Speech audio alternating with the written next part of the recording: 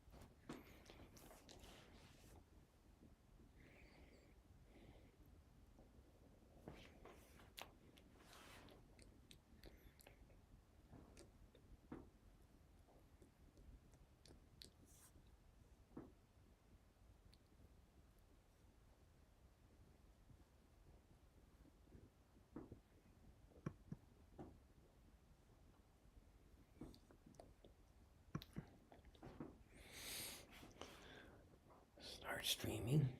Okay.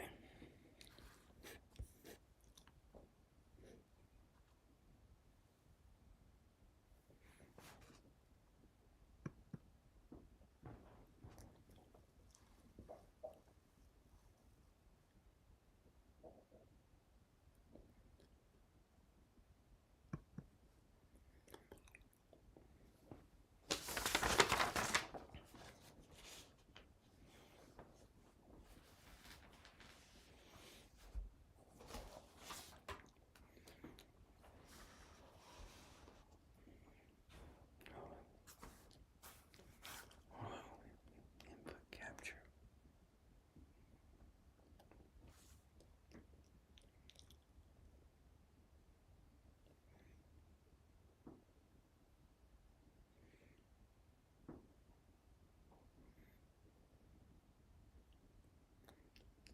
Capture.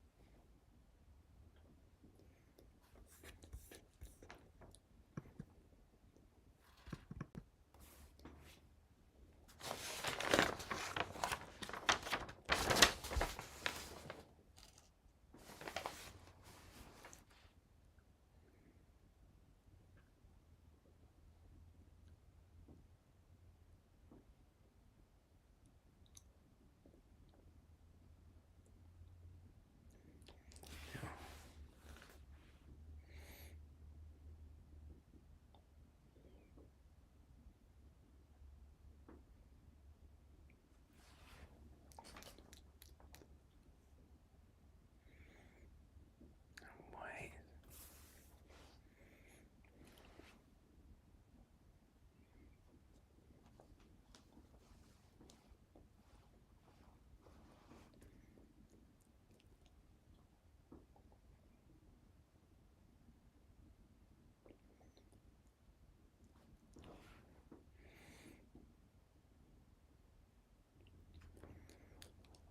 Hmm.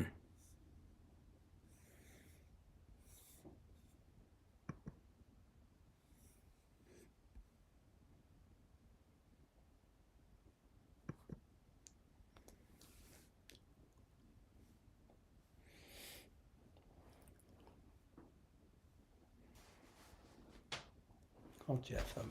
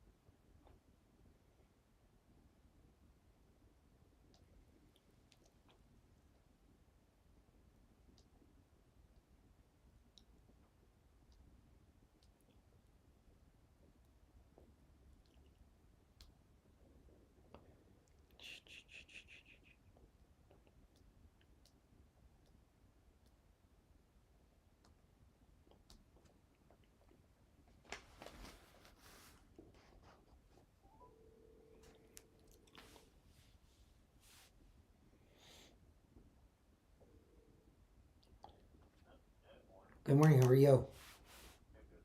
Good. I'm on step 3, and you have start streaming, and on my right it has buttons for stop streaming, start recording, start virtual cameras. It doesn't match up. We're live already.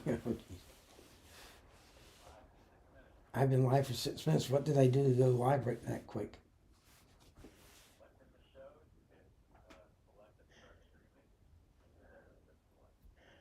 Okay. Should I go back to a page? We're on. Can you make sure you can hear yourself? If you can hear yourself, then we're okay. Then we don't have to do anything else, right?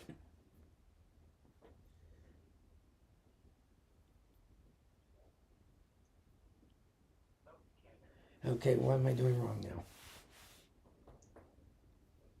No.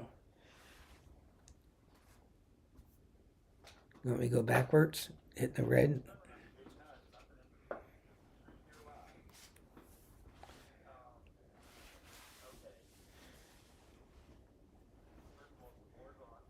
Board's on? Yes. Uh, wait 1 second. Wait 1 second here. Yeah, I am. Yeah. Everything's plugged in. Yes, it is.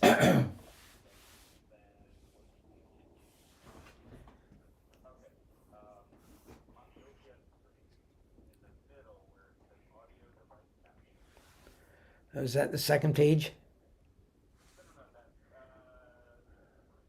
First page. So I should go backwards, right?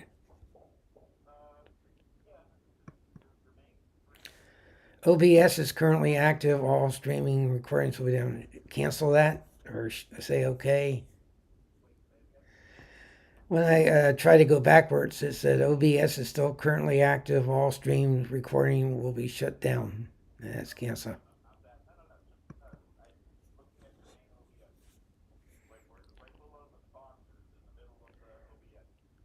Okay. Cancel account. Cancel. Okay, I'm looking at all my sponsors. And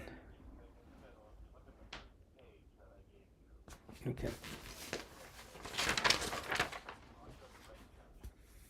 Okay, that's fine.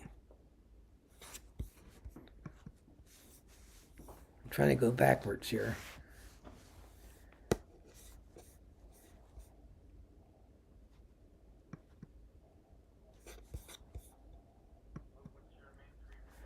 My main screen looks like I have two icons with all our sponsors right now. I have seen all the input capture I have lit up.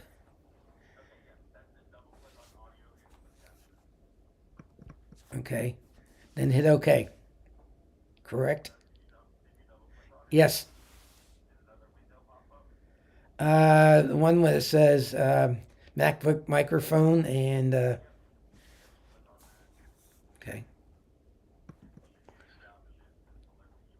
Hit that, right? Okay. And then And then hit okay. hit OK. Okay. Let me test you again. Okay, let's test again. Hold on. I'm listening to the show. Can you talk back and forth to me? Make sure you're okay. Yep, hold on. I'm talking now. Hold on. Okay.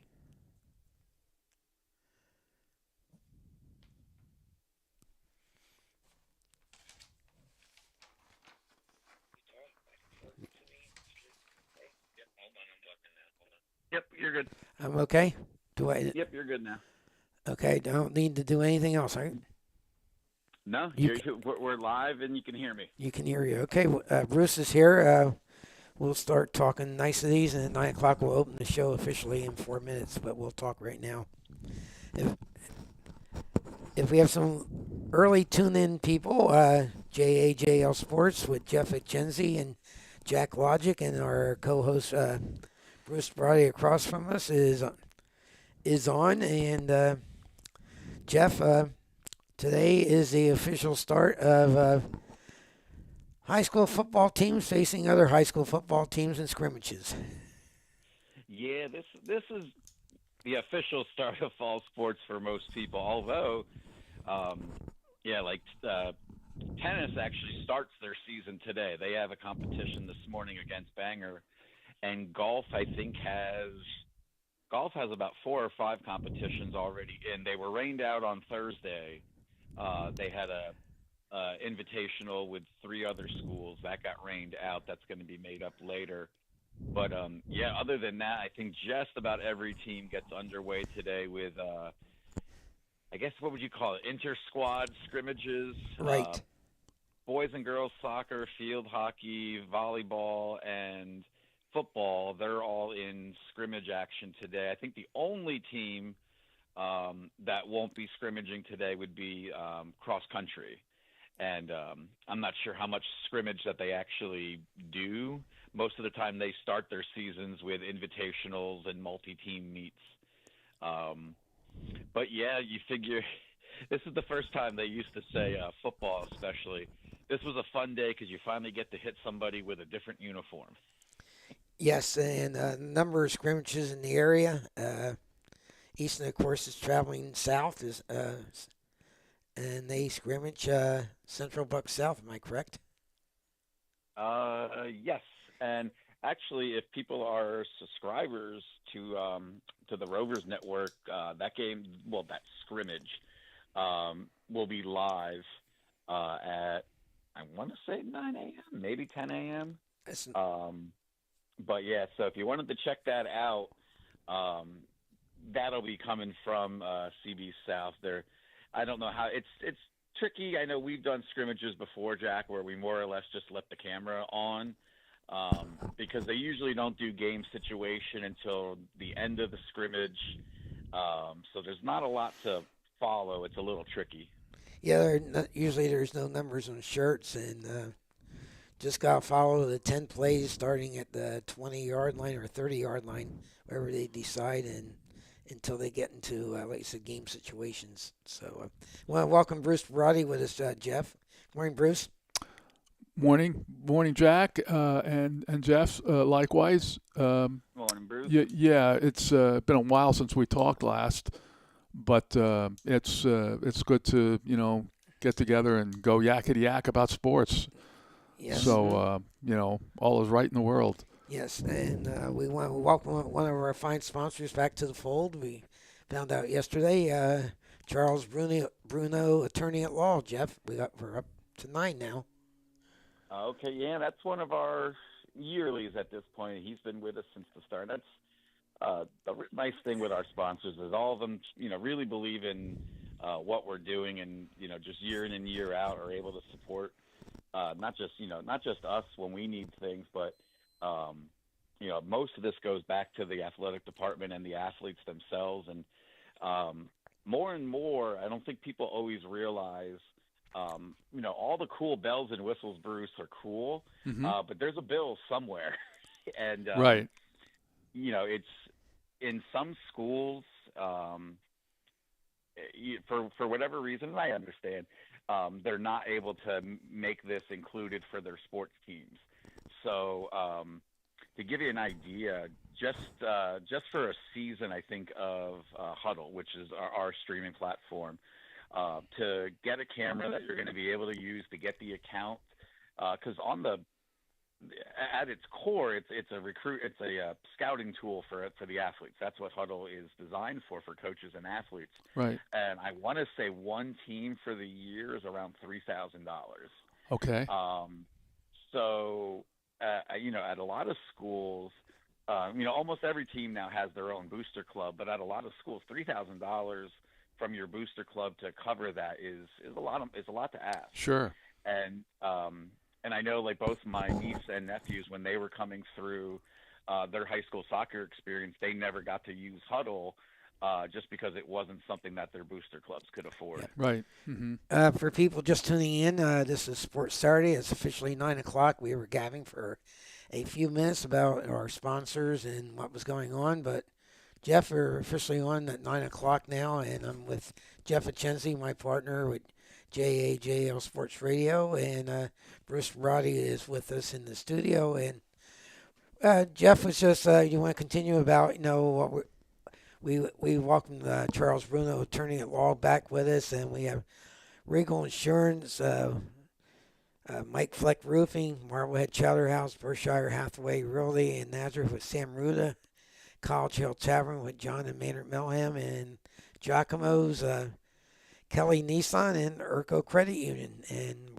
hoping to get one or two more yet before we commence on Friday night from Doylestown. Yeah, and our sponsors actually, I could share a little bit of news, which is pretty cool. Baseball and softball, those fields are progressing nicely, and we did find out yesterday that the boards that are going the scoreboards that are going in there at both facilities are going to be they're going to be the same as what's at the middle school gymnasium. So the really big video boards are going to be the same brand, ScoreVision, is what's going to be in those stadiums. And the one in the baseball field, I'm told, is going to be gigantic. Dr. Volz gave me the dimensions of it, and I wish it's as big as the side of my house. So it is sounds like the Golden Ballroom, Yeah, I mean, it is gonna easy be, now.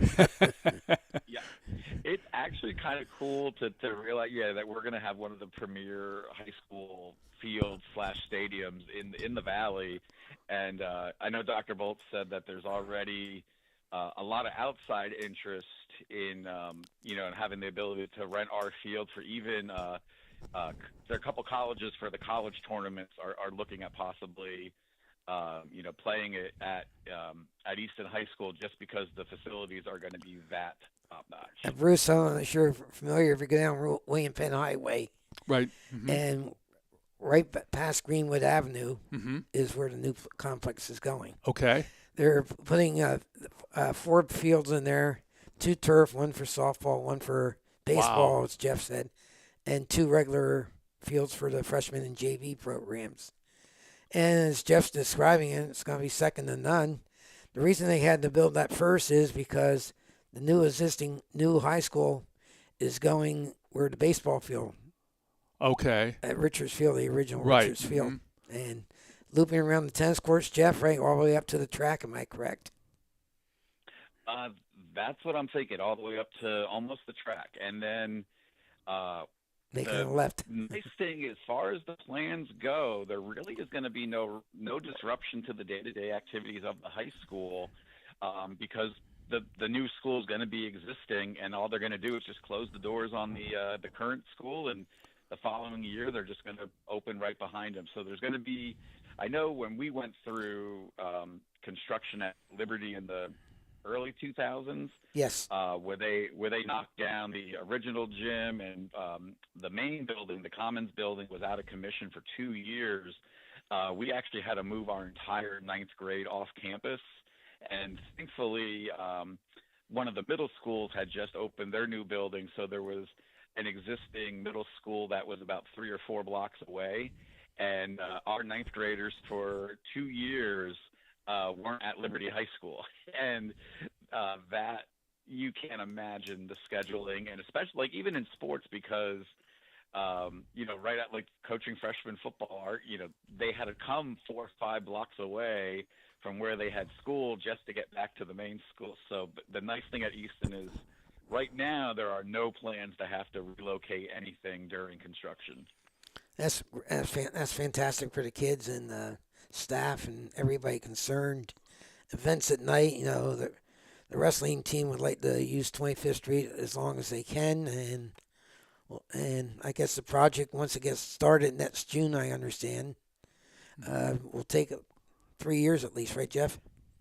Yep, we're sort of looking at the 2030, 31. I cannot believe we're talking about those years, when I think everything will officially have turned over. And so we're kind of looking there. And, we sort of focus on our end on the sports side of things. But so there'll be the 2 new, in baseball, you almost want to say stadium, because I know last week we talked with Dr. Bolts. They are looking at possibly, fencing in the entire complex so that they're able to ticket if they have any postseason or collegiate sporting events. But baseball and softball will be brand new. They'll have the giant video boards. They'll have live streaming cameras. So even if we're not able to, to be there to do a game, softball and baseball will now have all their home games streaming live. They're going to, since they're digging everything up, Jack, they're giving us a camera on the current turf at the high school, which has girls lacrosse and field hockey all the time. Occasionally it will have boys or girls soccer there. But that'll be another live camera. So we'll have field hockey, everything coming soon. Girls lacrosse will have everything soon. And then they're going to be putting a camera at I'm not sure what's happening to the existing soccer field, if it's going to stay grass or if they're going to turf that field as well. But we are getting a camera that will be there. So every boys and girls soccer game will now be coming live. And then when construction's done on the new high school, not only will the gym have its usual camera that'll bring boys and girls volleyball, boys and girls basketball, boys and girls wrestling, there's going to be an additional camera in the new natatorium. So swimming and diving will also be able to be brought live. So if you're keeping track, Bruce, that's 9 cameras.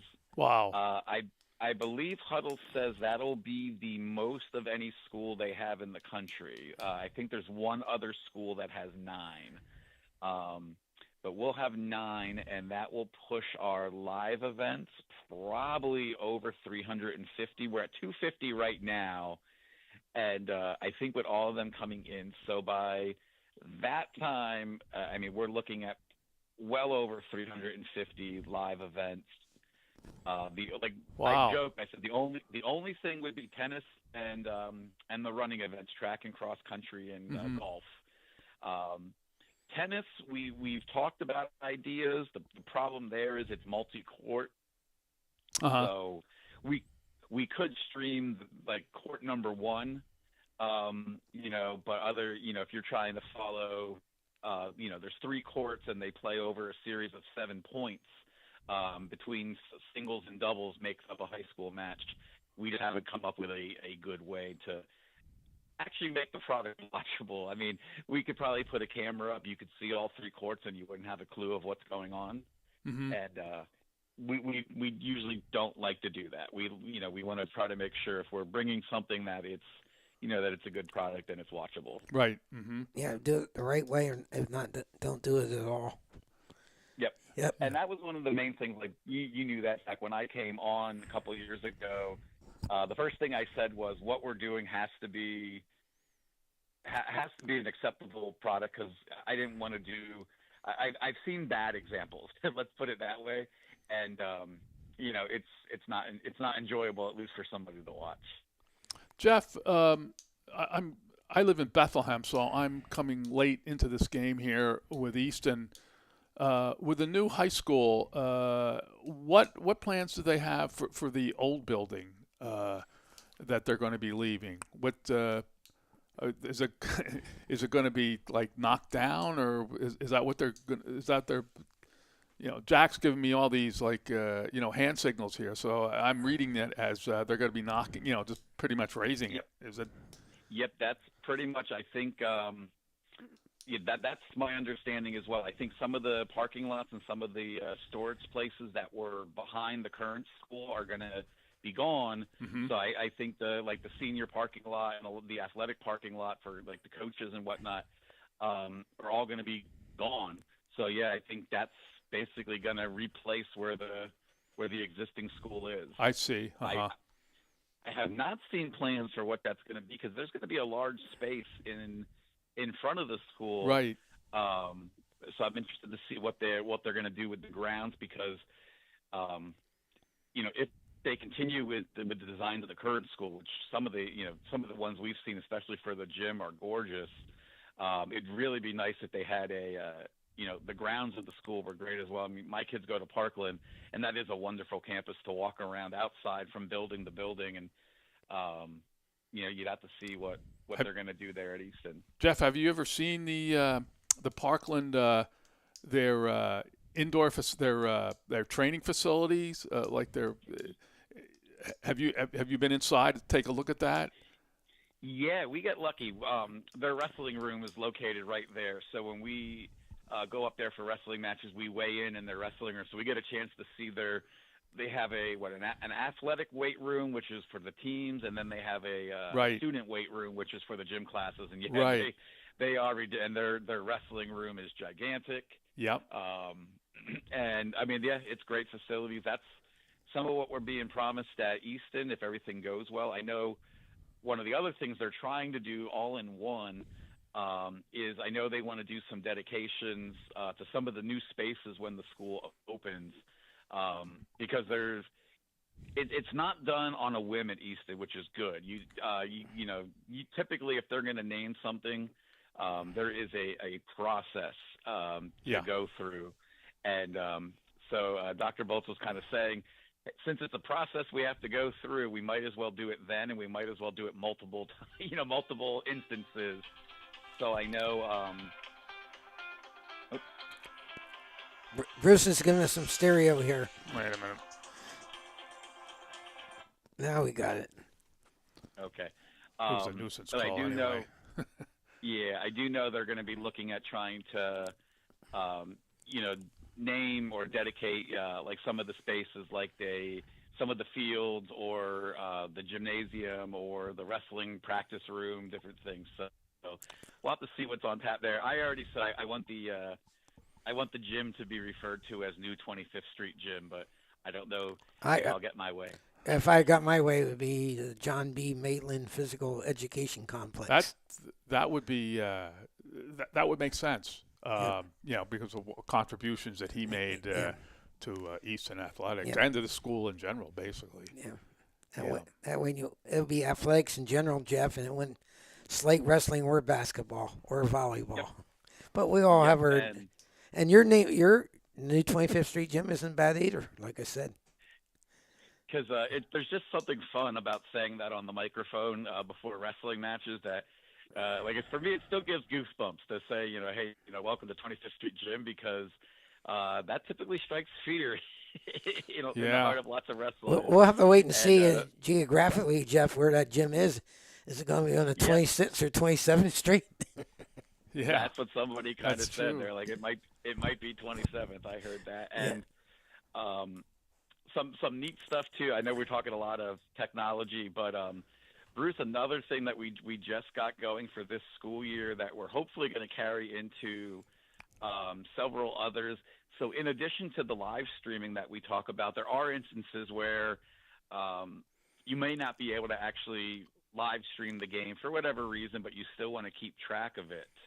I joke that you might be at a parent meeting at school and you can't exactly have a game on your phone, but our new, with the exception of the football is different right now, but the gymnasium scoreboards are part of a program that's called ScoreVision, and this year going forward, we've enabled where anybody, if they for free, would download the ScoreVision fan app. It syncs up to whatever is displaying on our scoreboard. So if you're unable to follow the girls' basketball game and you want to, you could open your app. It'll give you the live look at the scoreboard down to the clock ticking, and it will actually give you the entire sequence of the game. So if you want to look and see how did the first quarter go, it'll show you every scoring play. You could go to the rosters. It'll show you who scored, who assisted, who rebounded. It'll give you the live stats. And that's going to carry through for volleyball, basketball, and we just found out yesterday with the scoreboards, it'll be at baseball and softball as well. So if you just happen to be somewhere and you just want to keep track of the baseball game, you can open that app and your phone will show you exactly what's going on the scoreboard at the stadium. Wow. And we are blessed to have Jeff Etchenzi with us to do all this. Yeah, Jeff, if Jack and I, we're both, I hate to say this, but we're both 76 years old. If they dropped us back in time, or in current time, and made us, 18-year-old, seniors at Easton High School, we would be totally lost. There's no question about it. I mean, the difference in life that I always said, people always say, well, kids today have it so easy. And I think maybe it's one time you could say that. But I'll tell you, my wife and I had this discussion. I don't think I'd want to be growing up as a teenager in these in these times because things are so complicated. Although they seem to master the digital age much better than we can. But I'm kind of running off into the weeds here. But thank God for people like you, Jeff, because these kids today are much more acclimated to the computer age and digital things, and that's kind of I guess in most cases it's kind of right in their wheelhouse. Jeff, you have two children, in elementary school. How are they? I'm sure Cameron's way ahead of the time right now and just reacts. And of course, Charlie's younger, but how do they adapt right away? Right away is exactly, and my daughter especially gets to see how I use it for work, and so one of the examples, the program that I use to do most of our graphic design, so all of our logos and when I produce our commercials and all those things, the software I'm using, she sits over my shoulder and she just kind of watches me. And this particular year, she made her birthday invitation, and she's dragging around and adding text and resizing pictures and and doing all these things. And I'm sort of watching her, and I'm just like, okay. And so, I mean, I think their ability to quickly pick up things. So it's fun. I sort of get tapped at Easton to, I jokingly say, to figure things out. I'm sure there's so many people there, that obviously would, or with the time would be able to do, what I do. But these new scoreboards were something that just about 2 weeks ago, they were sort of like, here, we're going to give you access, see what we can actually do. And, there's a lot of tutorials that the companies give you. And yesterday though was my was my scrimmage, if you want to go with the theme of the day. I was down at the middle school working with the boards. Volleyball was in practicing, and the thing that does feel a little bit rewarding, Bruce, and why it's they are still kids. This year now we tied. We upgraded the scoreboards for volleyball, so now the system knows all the rosters, all the players that are there. And after each point, the points are now assigned to the players as they're scored. It's very simple, but the board will now display who scored the points. And so the girls were practicing, and I was just testing the system out. And as I would hit, a block for number 13, and the scoreboard would bring up number 13 and would have her name and her photo, and you could see them just sort of stop and look, and they were just like, "That's so cool." So they are, I mean, I would like it. I'm almost 50 years old. I think that's cool. But so that for them was still pretty neat to see. And they saw what their introduction video is going to look like. So they, just different things. So I think some of it makes you feel, pretty cool. It's okay. And speaking of which, Jack, girls volleyball looks great at practice yesterday. I had a chance to sit when I was working with Coach Purcell, and he said they have their largest varsity roster ever, that they have so much depth that they were able to double roster a couple of players, some of their hitters, and they have quite a few back from last year. They were a team that just missed the district playoff. It came down to their final game. They had to beat Nazareth to qualify and didn't. He said that there were 2 games that they let slip away, so they should have been a district team. But they have a big core back from that squad. So they scrimmaged today, and but no, I can't play volleyball. They looked phenomenal to me. But so he's definitely they definitely seem like that a good year should be on the horizon for that girls team, and we'll have them streaming all of their home games.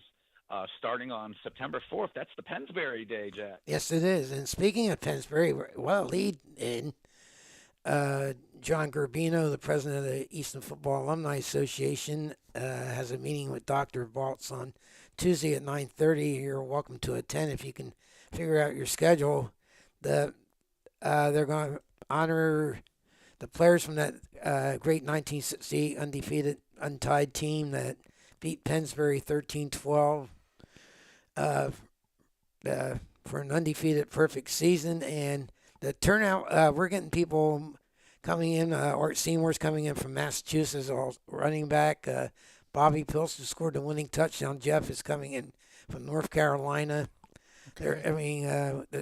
The reception we're getting, of course, we have Barry Snyder, the starting quarterback. It's local. Joe Parsons and Rich Lair were co-captains. They're local.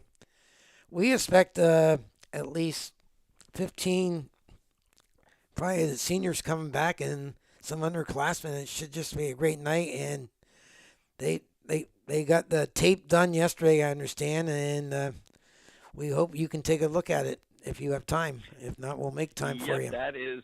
There you go, Bruce. When I always say I'm the figure it out guy, and Right. So last year, when Easton football, when they had their 900th victory, that was something we had looked at, and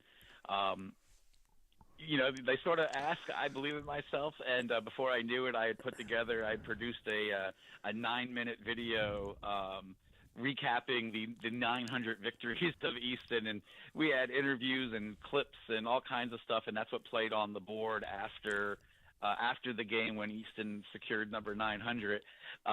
So about a week or so ago, they did ask that if they want to put together a reel before the game to be played, sort of telling the story of that epic 1968 game of Easton Pennsbury, as Jack says, probably the greatest high school football game he'd been a part of. And so the idea is we're going to try to sit down with a few of the players, get some interviews ahead of time, and they were working on getting it from film to VCR, to which I will get to digital. And so I got tapped to put together another video product. Oh, the check will be bigger this month, Jeff, for you, from me.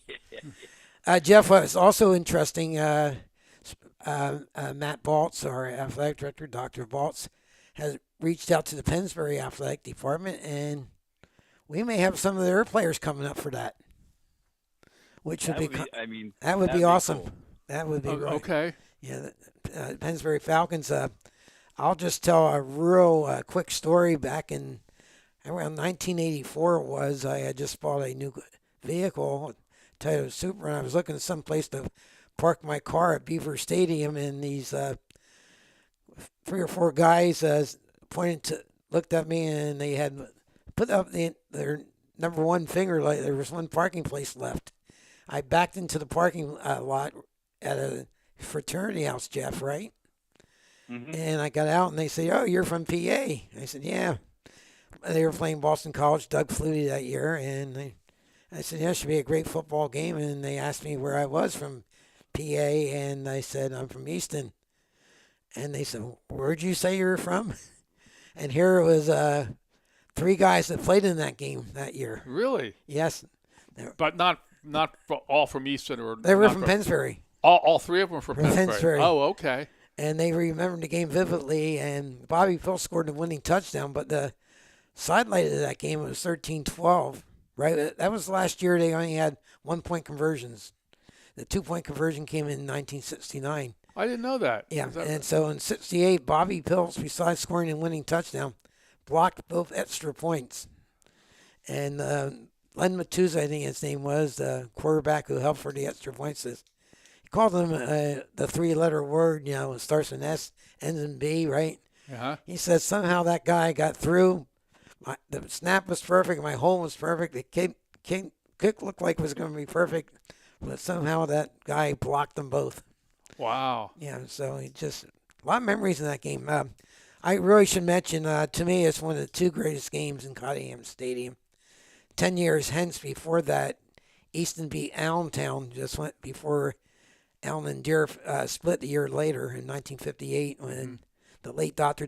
Terry Barlett hit the late Charlie Weaver with a 52-yard touchdown pass with 48 seconds to go. And they won 19-13, and that propelled them to a perfect season. So you were 8 years old when you saw that? I saw that, yes. And you remember that? Yes. Wow. So, and Jeff, that was in 11th Street end zone on the home side, and Charlie Weaver lived across the street. They said Charlie beat his the guy in the secondary so much that he could have ran home that night across the street and delivered the ball to his family.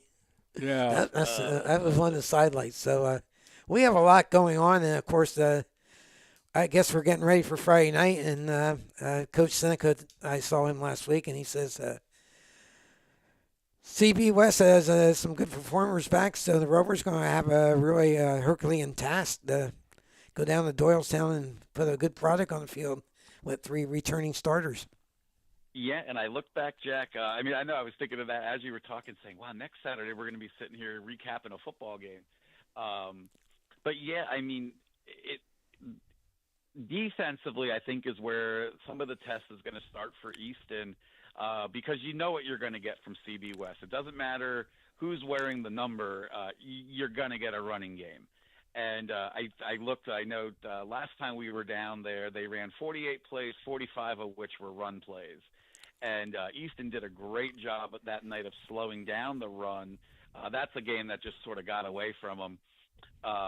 But, yeah, I mean, so you know CB West, they're going to line up. They're probably going to come out in either a wing tee, modified wing tee, and they're just going to slam the football at you. I think 2 of the passes that were attempted that night were intercepted as well. So CB West, I think, has no intention of putting the ball in the air. And we'll have to see Jutt Kossover. You know, he's going to – and Jaden Foreman. I have that right. He's the other returner, correct, Jack? Right, along with Sean McPeak. They're the 3. And then Sean McPeak. So you figure McPeak and Foreman on the outside probably aren't going to be tested deep too much because of the run game, but they'll have to see with the linebacking core, which, you know, right now only has Jutt Kossover back, who's going to step up next to him. They'll probably still continue to play a 3 linebacker set like they have been. And then they'll probably go with their 3 or 4 down linemen, probably 4, you know, if they're going to have such a run-heavy game. But we're going to have to see what numbers are going to be up there. And I said, I know, Jack, I'll take a peek probably at the footage from today just to get an idea of who's going to be there. But, I mean, that's going to be probably the biggest test for the Rovers and why they did so well last time they went down to Doylestown was really maintaining those runs to, you know, try to keep them under 2 yards or 3 yards, because otherwise they're just going to go 4 plays, you know, 3 plays, first down, 3 plays, first down, 3 plays, first down. And you could see an entire quarter draining drive by Central Bucks. Yeah, that big play 2 years ago was right before halftime, a 90-yard kickoff return for a touchdown. If the game ended 21-12, and Easton had a parent touchdown taken away with an interception in the end zone. So Easton played them, you know, they both scored 2 touchdowns 2 years ago. That's how great the game was. And last year, of course, they came up. Easton was up 26-7, and I did my ill-fated player of the game. And all of a sudden, I knew it was 26-20, and Jeff and Tyler Hatton are talking and saying, Jack Logic, I think you jumped the gun a little bit. And that's when we found out Cold Warway was going to be the man, because they had to get 3 first downs that last drive to run out the clock. And every time on 3rd down, Cold Warway got his first down, and Easton prevailed 26-20. So 2 great games the last 2 years. Yep. And let's see, Jack, before I step out, I'll have to do my others. On my side of the street, exciting day for the family. Up at Misericordia, my nephew, he's starting his sophomore season, and he started about half his games last year as a freshman, so he's looking at a really good spring and summer. They went to the Netherlands as a team. So they're scrimmaging today at Williamsport. I forget who they're playing. It's not Penn College. I forget what other college is there. Lycoming, maybe? That is it, Lycoming. Right. Thank you. So best of luck. And it's his birthday, turning 19 today. So my nephew, he's got his college scrimmage. That's Cody, right? Probably. What's that? That's Cody, right? Brody. Yep. Brody, right? Yep, and then probably more nerve-wracking, but huge proud moment. And she just texted actually, getting ready this morning, already knowing my dad is looking down. My niece is the head coach of the girls' soccer team at Catasauqua, and they have their first scrimmage today. So she actually texted. This is her first time as a head coach at the high school level, and so she's got butterflies going on there. But we're so proud of her. And they're going to open their season next week against Kutztown. So you'll probably be getting, Jack, some Caddy girls soccer updates occasionally. And last but not least, as soon as I hang up the phone, Jack, I am hopping in the car, not for sports ball, but my daughter, most people know, is a pretty accomplished singer at 8 years of age. But we're actually traveling up to Manhattan to work with one of the more premier vocal coaches in the New York sort of Broadway scene. So we'll be working with him this afternoon as my daughter continues that journey. So my family is in three different locations today, but you're just super proud of everybody. I'm proud of your family too, because I got to know them. They're like part of my family, so I love them all. Thank you. Yep. So I'll let you go. If my Kyle Craig comes on and you can't hear him, please get in touch with me, because I want to make sure. You said we should be okay because you heard yourself, right? Yep, we got it all set. Okay, buddy. Appreciate it, and I'll look forward to talking to you Monday, and we'll hopefully see each other Tuesday, okay? All right, sounds good. Okay, thanks, Okay, Jeff. Jeff. Have a great day. Yeah, good All to right, talk bye-bye. to you again. Yep. You as well. Okay. Yeah, thank you. What would I do without Jeff Achenzi in the Eastern Area School District? Do without Jeff Achenzi? He is that's so talented. Yes, sir. I mean, he certainly knows the computer and digital business. Easton, found a good man in him. There's no question about that. I almost made a mistake there, but I corrected it. Okay. Almost called a different sports writer. Kyle Craig. Yeah.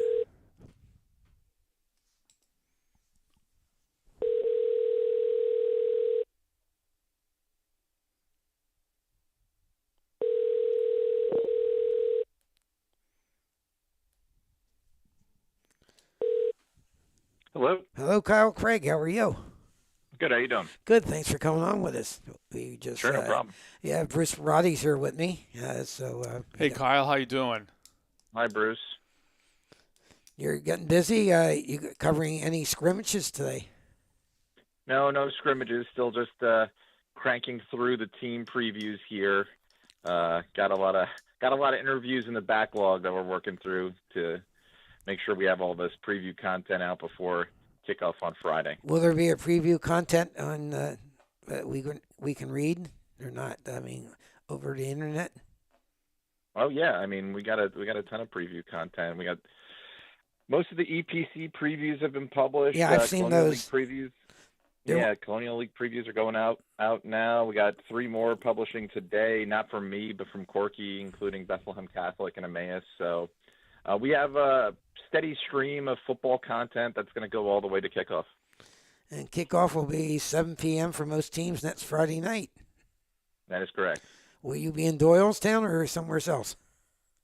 We haven't really ironed that out as to what makes the most sense geographically. Obviously, somebody from Lehigh Valley Live will be down there covering the Rovers, starting their District 11 title defense, but I'm just not exactly sure who yet. There's actually, between 2 of the teams in our New Jersey coverage area, North Hunterdon and Delaware Valley, they start on Thursday night. So I know I'm going to be there Thursday night, and then I have to figure out where I'll be on Friday.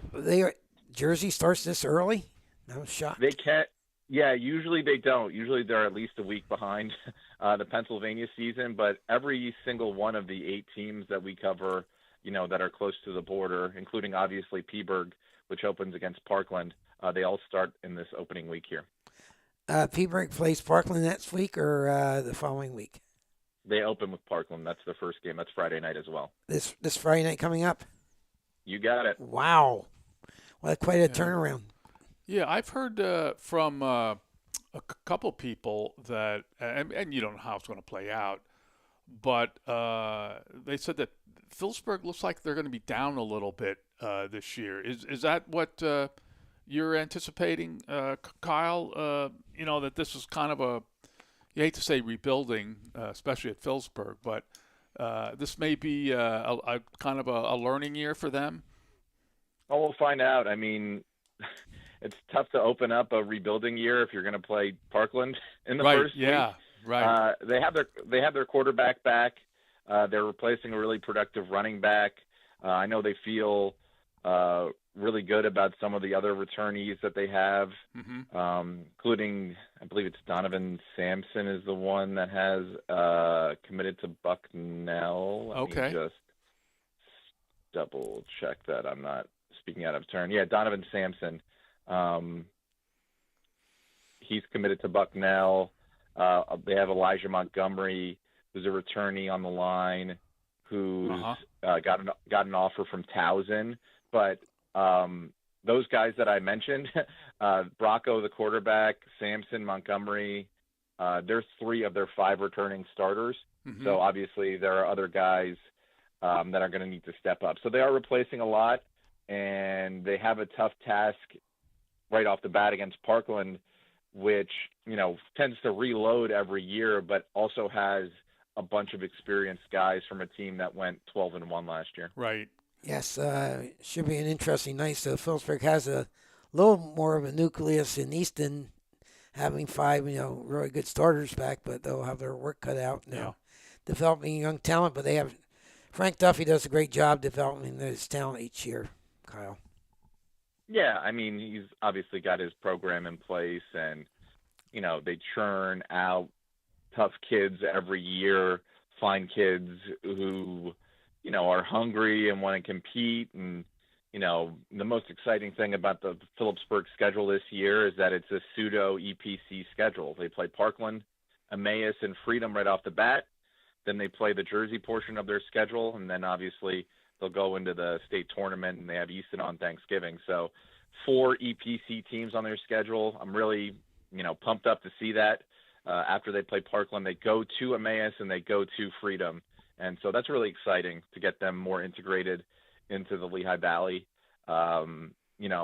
Obviously, despite being on the other side of the river, they are a Lehigh Valley program, essentially, a former member of the old EPC. So that's going to be really exciting, and I think there's going to be a lot of interest in those games. Yeah, I agree with you there. Looking at the East Bend Conference, everyone I've talked to has Parkland at the top right now, and everything I read on Lehigh Valley Live and other publications seems like a lot of teams have a number of players back, and of course Easton has 3 starters back. So let's just talk about the East Bend Conference in general. Do you think it's Parkland's to lose? Yeah, I think that, our preseason top 12 is going to come out on Monday, and I don't think it's going to be a shock to anybody if Parkland is the number 1 team there. The question is what happens after Parkland.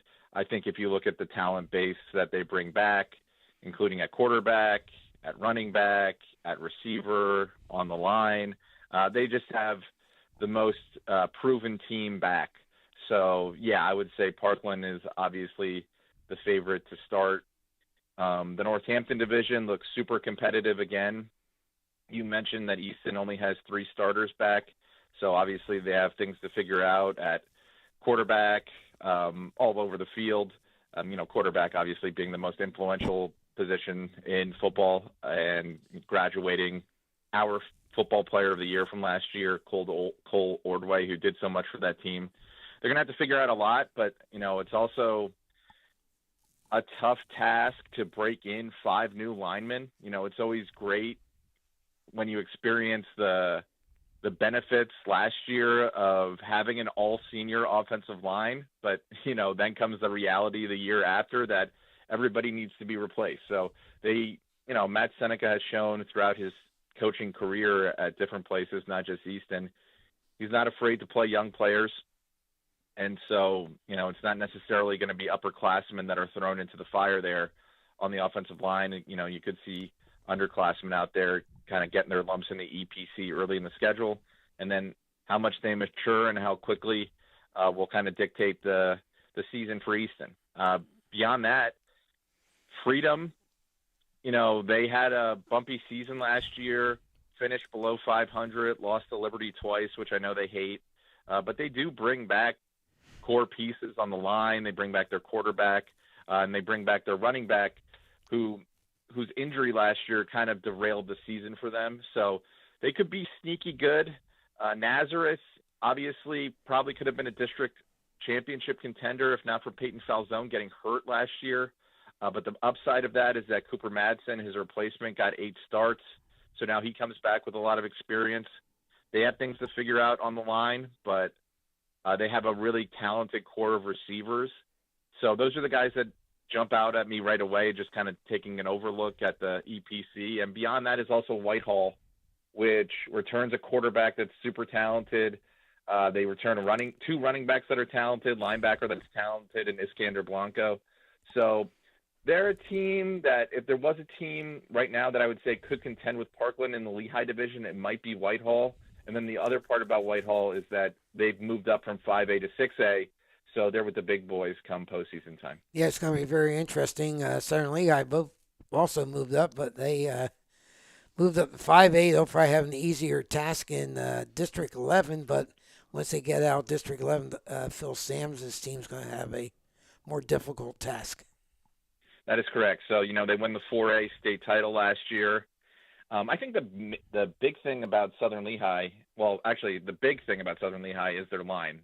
Their line is extremely big. They bring back 4 starters, massive line, a line that probably could. I mean, a line that could hold their own in the EPC. That's how big these guys are up front. And Southern Lehigh being a 5A school, it wouldn't be out of place for them to compete in the EPC actually. But I think the big thing for Southern Lehigh right off the bat, before they even think about how much tougher it's going to be in the 5A bracket compared to the 4A bracket in states, is they want to win a division title. That's something that they haven't won. They didn't win a division title last year, despite the fact that they won a state title, because they haven't beaten Northwestern recently. They've lost the past 4 seasons in the last week of the season to Northwestern with a division title on the line. So, first things first, if I'm Southern Lehigh and I've got Colton Sams, who already is the all-time leading passer at the school, back as my quarterback, is I want to look at that division title and focus there first, take care of business in what is now called the Colonial League Division II. I don't know if they're going to name it. I was told that they were supposed to be voting on that this week, so I don't know what came out of that discussion, whether they're going to leave it as a numeral or actually give it a name. But I would try to win that division first and then go from there. I think that means something to them just because it's something they haven't done, despite the fact that they've won the biggest prize in the state. Yeah, Kyle, I guess they're making some changes in the Colonial League. What are the biggest ones in your mind in terms of like schedule, who they're playing for, independent games? How do you read that at this point? Yeah, so the big change in the Colonial League is that the agreement that they had, the scheduling partnership that they had with the Schuylkill League is officially over. Right. Mm-hmm. Lee Heighton and Jim Thorpe have moved into the Colonial League as full-time members. And so now for football season, the Colonial League is split up into 2 divisions, basically broken up by size of school. Mm-hmm. The large school division is Bangor, Jim Thorpe, Lee Heighton, Northwestern, Sawkins, Southern Lehigh, and Wilson. Mm-hmm. The small schools are Caddy, Northern Lehigh, Notre Dame, Palisades, Palmerton, Penardville, and Salisbury. Mm-hmm. On paper, just going into this year specifically, it looks like Notre Dame and Northern Lehigh are the teams to beat in the small school division. Mm-hmm. And then obviously in this other division, the big school division, you're talking about 2 teams that were in state finals last year with Northwestern Lehigh and Southern Lehigh in the same division, which, is a tough road to hoe if you're a program like, say, Wilson that's trying to get back on its feet. Uh-huh. There still are opportunities within the current division structure to play out of division games, out of conference games. So Northwestern, for example, is playing Valley View to open, and Southern Lehigh is playing Quakertown to open, and I think Southern Lehigh should play Quakertown every year. Obviously, that's like a Neighbor. built-in geographic rivalry. Right. Saucon Valley's playing Pleasant Valley, which is an interesting matchup for where Pleasant Valley was last year, how they finished, getting a piece of a division title last year, and then Saucon underwent a coaching change and had a good year. But if they can beat an EPC team right off the bat, that's going to be a huge feather in their cap. So. Will they crown an overall Colonial League champion, or will they just go no farther than the division championship? It's just by division, like the EPC. Right. Okay. Yeah. Kyle, going back to the East Penn Conference, what do you hear about north of us? The teams that could be decent at least. Easton has, of course, they play Pocono Mountain East, and they had a very good season last year. And so I'm not sure up north who's going to be what. I know Stroudsburg, East Stroudsburg South, and have been the perennial best two teams up there. But the Cardinals last year had a real good year. I have no idea how much they return. Yeah, so they bring their quarterback back, who had a record-setting season last year, set the single-season passing record for Pocono Mountain East. That's C.J. Surfas. So he'll be back. They have to replace a really talented receiver who was on the receiving end of a lot of that passing yardage in Justin Williams. Otherwise, in the division, East Stroudsburg South was down compared to its typical standard last season, but I expect them to be much better this year with an experienced quarterback. They have Alex Perez returning to their defense. He's a baseball standout who missed all of last year with Tommy John surgery. So I expect East Stroudsburg South to be better. Pleasant Valley, despite having a nice rebound season last year, they're actually really down in terms of numbers. They have about 40 kids on the roster, which is low for them, especially when you take into consideration they went 0-11 the year before, and their numbers were good the next year, and then they came back after a 5-6 season, and their numbers were down. So they're going to play a lot of sophomores. And then Stroudsburg is back, and Stroudsburg returns with an experienced quarterback in Jack Mitchell and a very experienced running back who rushed for more than 1,000 yards last year. So those are the four teams. I mean, I'm naming 4 of the 6 teams there. West has returning talent too. North, is just trying to gain a little bit of traction. But that's kind of how I see the Monroe County schools. And any besides Parkland and Whitehall in the West? I mean, see any teams up there challenging? Emmaus is an interesting team. Yeah, Emmaus is interesting. Obviously, they were really disappointed in how last year went. That's not up to the standard that Harold Fairclough has set there. So, I keep an eye on them. I wouldn't be surprised if this is a nice rebound season and, they open some eyes early on. They're going to open with Neshaminy again. And then, like we mentioned before, they play Petersburg. So those are two tough tasks right off the bat. And I think we'll learn a lot about what this Emmaus team is compared to last season where they, I mentioned them to the people at Penn Live as a team that should be ranked in 6A in the preseason going into last year. And then obviously the bottom fell out for them. So that's Emmaus. And then, Central Catholic, they got a kind of a, unlucky considering that their quarterback moved away. Obviously Kevin Cahill, the Lehigh coach, took the job at Yale and he took his sons with him. And that affected both Saucon Valley. Thomas Cahill was a record-breaking receiver for them last year, and it affects Central Catholic because Patrick Cahill is gone. So Central needs to replace him at quarterback, and I've also noticed just reading other previews, they've lost a couple other guys who have gone back to the public schools in their district. So I'm not sure what to expect from Central. There's a lot of change there. Yeah, and looking at Northampton County, I took notice that one of your articles that Becca only has 42 players out from 9 through 12. Numbers are way down at Becca this year also. Yeah, I think that's a product of the numbers at Bethlehem Catholic as a school overall. I don't have access to their books, but everyone's mentioned that just general enrollment in the school is down, and if they weren't competing in the EPC, maybe they would be participating in different size classifications. But I don't think you can write off Becca just because of that. They do have talent within those 40-some kids, including they have another Ayachi brother on the line.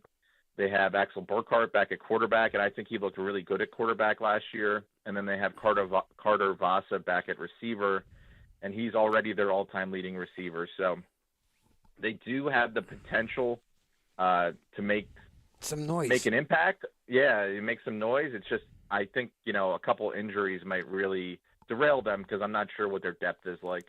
And one other team we haven't mentioned, hopes are high up at Northampton. Yeah, Coach Toman basically said in the preview article that we published on the Concrete Kids that last year didn't go according to plan. They have a productive running back from last year. They have a new quarterback that they need to break in, but he's just focused on improvement and getting better. They lost a couple close games last year. They want to flip those, contests, win the close games, and get that record up over 500 and hopefully be seeded on the top side of the 6A bracket. So we'll see how that goes. Yeah, there will be 12 teams in the 6A bracket, and 8 will make it. So, might be some teams staying home that usually goes. So it's going to be interesting. Allen and Deerf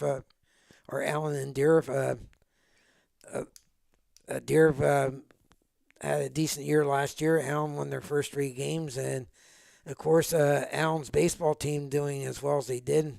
Will that rub off on their football team?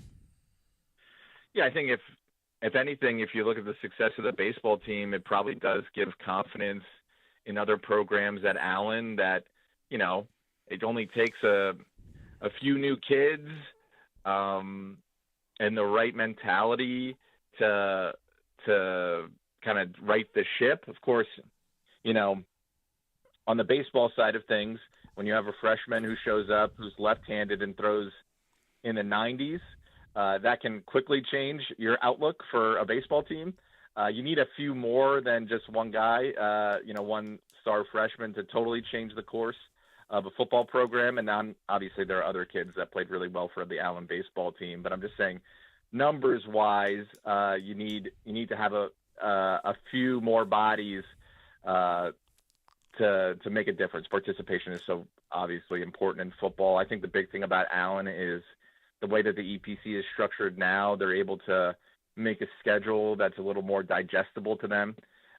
They don't have to, open up with Parkland and, they're not playing in what was the old EPC South. They don't have to play Parkland and then Nazareth or whoever. So they have, again, I think, scheduled a couple Philadelphia schools to start, probably schools that are of a similar makeup and situation as them. And so that should help them be competitive and get a little bit more confidence before they go into a game against Pocono Mountain East and East Stroudsburg North. And I think they'll want to be competitive in those games too. And then they enter their division schedule before obviously finishing off with Deerf. Yeah, we should mention too, 2 of the local schools will be playing some games at different venues. Notre Dame, for the second straight year, will be using Fisher Field as their home away from home while they're doing work out at Green Pond. And the Wilson Warriors are playing, I think, 2 games at Cottingham Stadium. Yeah, it'll be interesting. And then Wilson's also playing at Catasauqua. Wilson has played at Cottingham in the past. And that was one thing that I remember, not to bring up a sore subject for Easton fans, but when Nazareth beat Easton for the first time at Cottingham, Nazareth fans were quick to note that it wasn't the first time that they'd ever won at Cottingham because they had previously played Wilson at Cottingham. So it'll be interesting to see the Warriors play at Cottingham. Obviously, they have a huge renovation project happening over on campus, which includes not just the football stadium, but the gymnasium, weight room, school laboratory. So big project over there. They'll be road warriors for most of the year. I think They did find neutral venues for most of their games, except Catasauqua. They're going to be considered the home team, but that's going to be played at Catasauqua, and Saucon Valley, I believe, they're playing as the home team at Saucon. But otherwise, they were able to get onto different fields. So I think Wilson will be improved. Now, when you were talking about the alignment in the Colonial League, I wonder it came to mind anybody that Notre Dame and Wilson should be in different divisions. I don't care about size or what. Notre Dame being a perennial power, Yeah. and Wilson, trying to get off the deck, So I found that interesting. Yeah, they do still play each other. They have each other on the schedule. And for make years, Wilson dominated that series. So the fact that the shoe's on the other foot now a little bit. It's gone back and forth. Yeah, domination-wise. exactly. It sort of evens out. Yeah, Wilson and Notre Dame used to play opening night at Cottingham on a Saturday night years ago. Yeah. And, of course, Kyle alluded to Nazareth and Wilson playing Thanksgiving morning at Cottingham Stadium for many years. So, like I said, venues change, but teams don't, and it should be a great football season. Yeah, in fact, Notre Dame and Wilson, like you say, Jack, played the opening game of the season, and that was back in the days when Notre Dame was played as an independent before they joined the Centennial Colonial. They were in the they went first from the as an independent, then to the Centennial League, and then to the Colonial League. Marty Halley had some great teams in the Centennial League. Yes, he did. He also had a couple bad ones too, and on top of that, the Centennial League was not very balanced in the sense of the size of the schools. Like they would play, they were a single A school at that time, Notre Dame, and they played like Pocono Mountain, which was a 4A team when they had 4 classes. So so when they had a point system, so when teams beat up on Notre Dame, they beat up on them, but they got very few power points because they were only a single A school. In fact, I think they were the only single A school in the Centennial League. Only 4 group of classifications those years instead of 6. Right. Yeah. Right. Well. Right. And they just went. I think they just went to 4 because there were 3 at one time. So so that's one of the reasons why they had to get out of the Centennial League, or why the Centennial League broke up, was because they just had such a disparity in the size of schools. Kyle, one last question for you. Have you heard anything from the PIAA or rumors about separating public and private schools? Not this year, but of course, but in the future?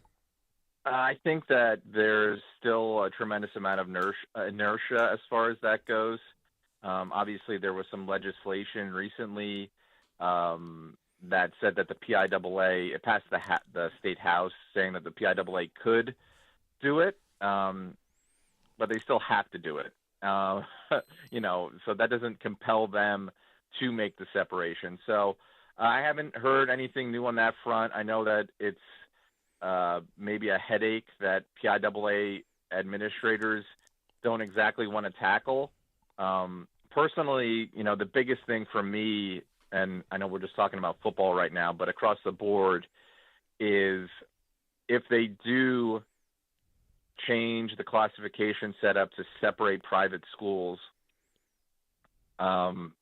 they shouldn't add to the 6 classifications. Those should be, let's say, 2 of the 6 classifications. I agree. That we have. You can't have 8 classifications. Yes. There's already too many classifications. Right. Yeah, I think public would be 4, and then the private schools should be 2. That's how I feel. I would hope that's what happens. I'm not sure that is what would happen. And then there's also the other question in terms of charter schools. Charter schools are technically public schools. They're not private institutions. They receive public funds. And so your issue about boundary, non-boundary is not settled simply by separating out the charter schools. And there are a number of charter schools that have risen to be powers in some sports that, receive the same criticism that private schools have received for years about, recruiting and being able to draw from all over the place. Yeah, it'd be very interesting. And like I said, Southern Lehigh is up to 5A. Roman Catholic went 5A to 6A this year, and that District 12 playoff should be a doozy with St. Joe's Prep and LaSalle and Roman Catholic all in it. And Yeah, they're all is the same. EMOTEP still in 6A? Yes, Okay, so yeah, that's Okay. that's going to be a rugged challenge. going to be a rugged challenge. That semifinal game between 2 and 3 will be a real great game if it happens. So, Kyle, I appreciate you coming on with me, with us, problem. not with me, with Bruce, with us, and we'll do this a number of times throughout the year. And personally, I hope I see you in Doylestown, Kyle. I always enjoy your company. Okay, sounds good. I'll see you soon, I'm sure. Okay, thanks, Kyle. Okay, Kyle. Take care. Bye-bye. Kyle Craig, really gave us a rundown of everything. Bruce, is going to be an interesting football season from A to Z. Yeah, I really think it is. We didn't get a chance to ask Kyle what it looks like around the state in terms of like who the real powers are. I'm sure a lot of them, the traditional ones like St. Joe's and all of that. But we just never got around to that. But which was fine because he certainly had a lot of interesting nuggets to speak throughout about. the area, which was great. Yeah, Yeah, we covered it absolutely. A to Z basically. Yeah. Good morning. Good morning, Mr. Solosky. We have Rick Solosky on with us from Palmer Township, a renowned wrestling referee. Also a great talk show. He doesn't host a show in Philadelphia, but he has very pertinent comments on 94.1. But Rick is a good friend of mine, and I'm glad to have Rick on with me. I got Bruce Brody with me in my little studio at home, Rick. You have Bruce with you, you said? Yes. Hey, Bruce, how are you? It's been a while. Rick, yes, it has. Too long. Much too long. This is That's Mr. good. This is Mr. Solovsky. We're formal today. Yes, Right. you are. Okay, Rick, I'm done. No, I just want to give you the proper introduction, and I'm always pleased when you're on my show, and I enjoy having you once a month or a little bit more after, because Rick gets really tied up in December with the sport of wrestling, which Rick and I adore. So I got to take advantage of the next 3 months to have Rick on at least once a month, if not more. So Rick, where do you want to start off? Why don't we start off with the Well, Eagle?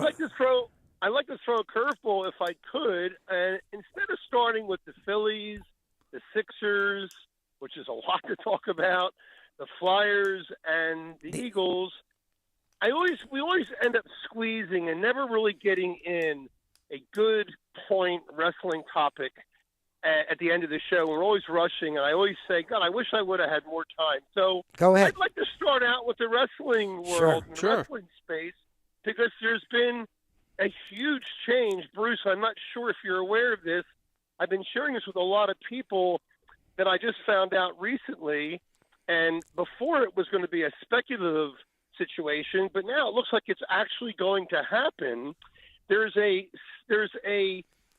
U.S. judge that was appointed by Biden. We're not going to be political. I'm just going to tell you the facts.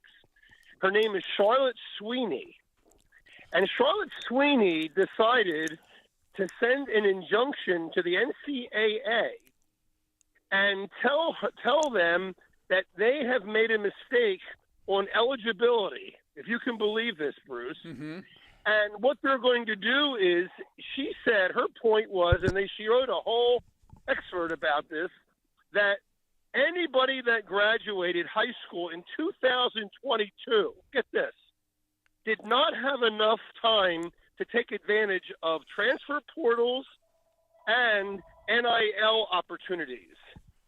So what they did was the NCAA looked at it and said, well, since this might make sense, we're going to bring everybody back and give them one more year of eligibility this year coming up, and that is going to include wrestlers like Levi Haynes, who graduated. He was the only wrestler that was going to be out of their lineup from last year, and they were going to replace him with Kasich in some weight class capacity.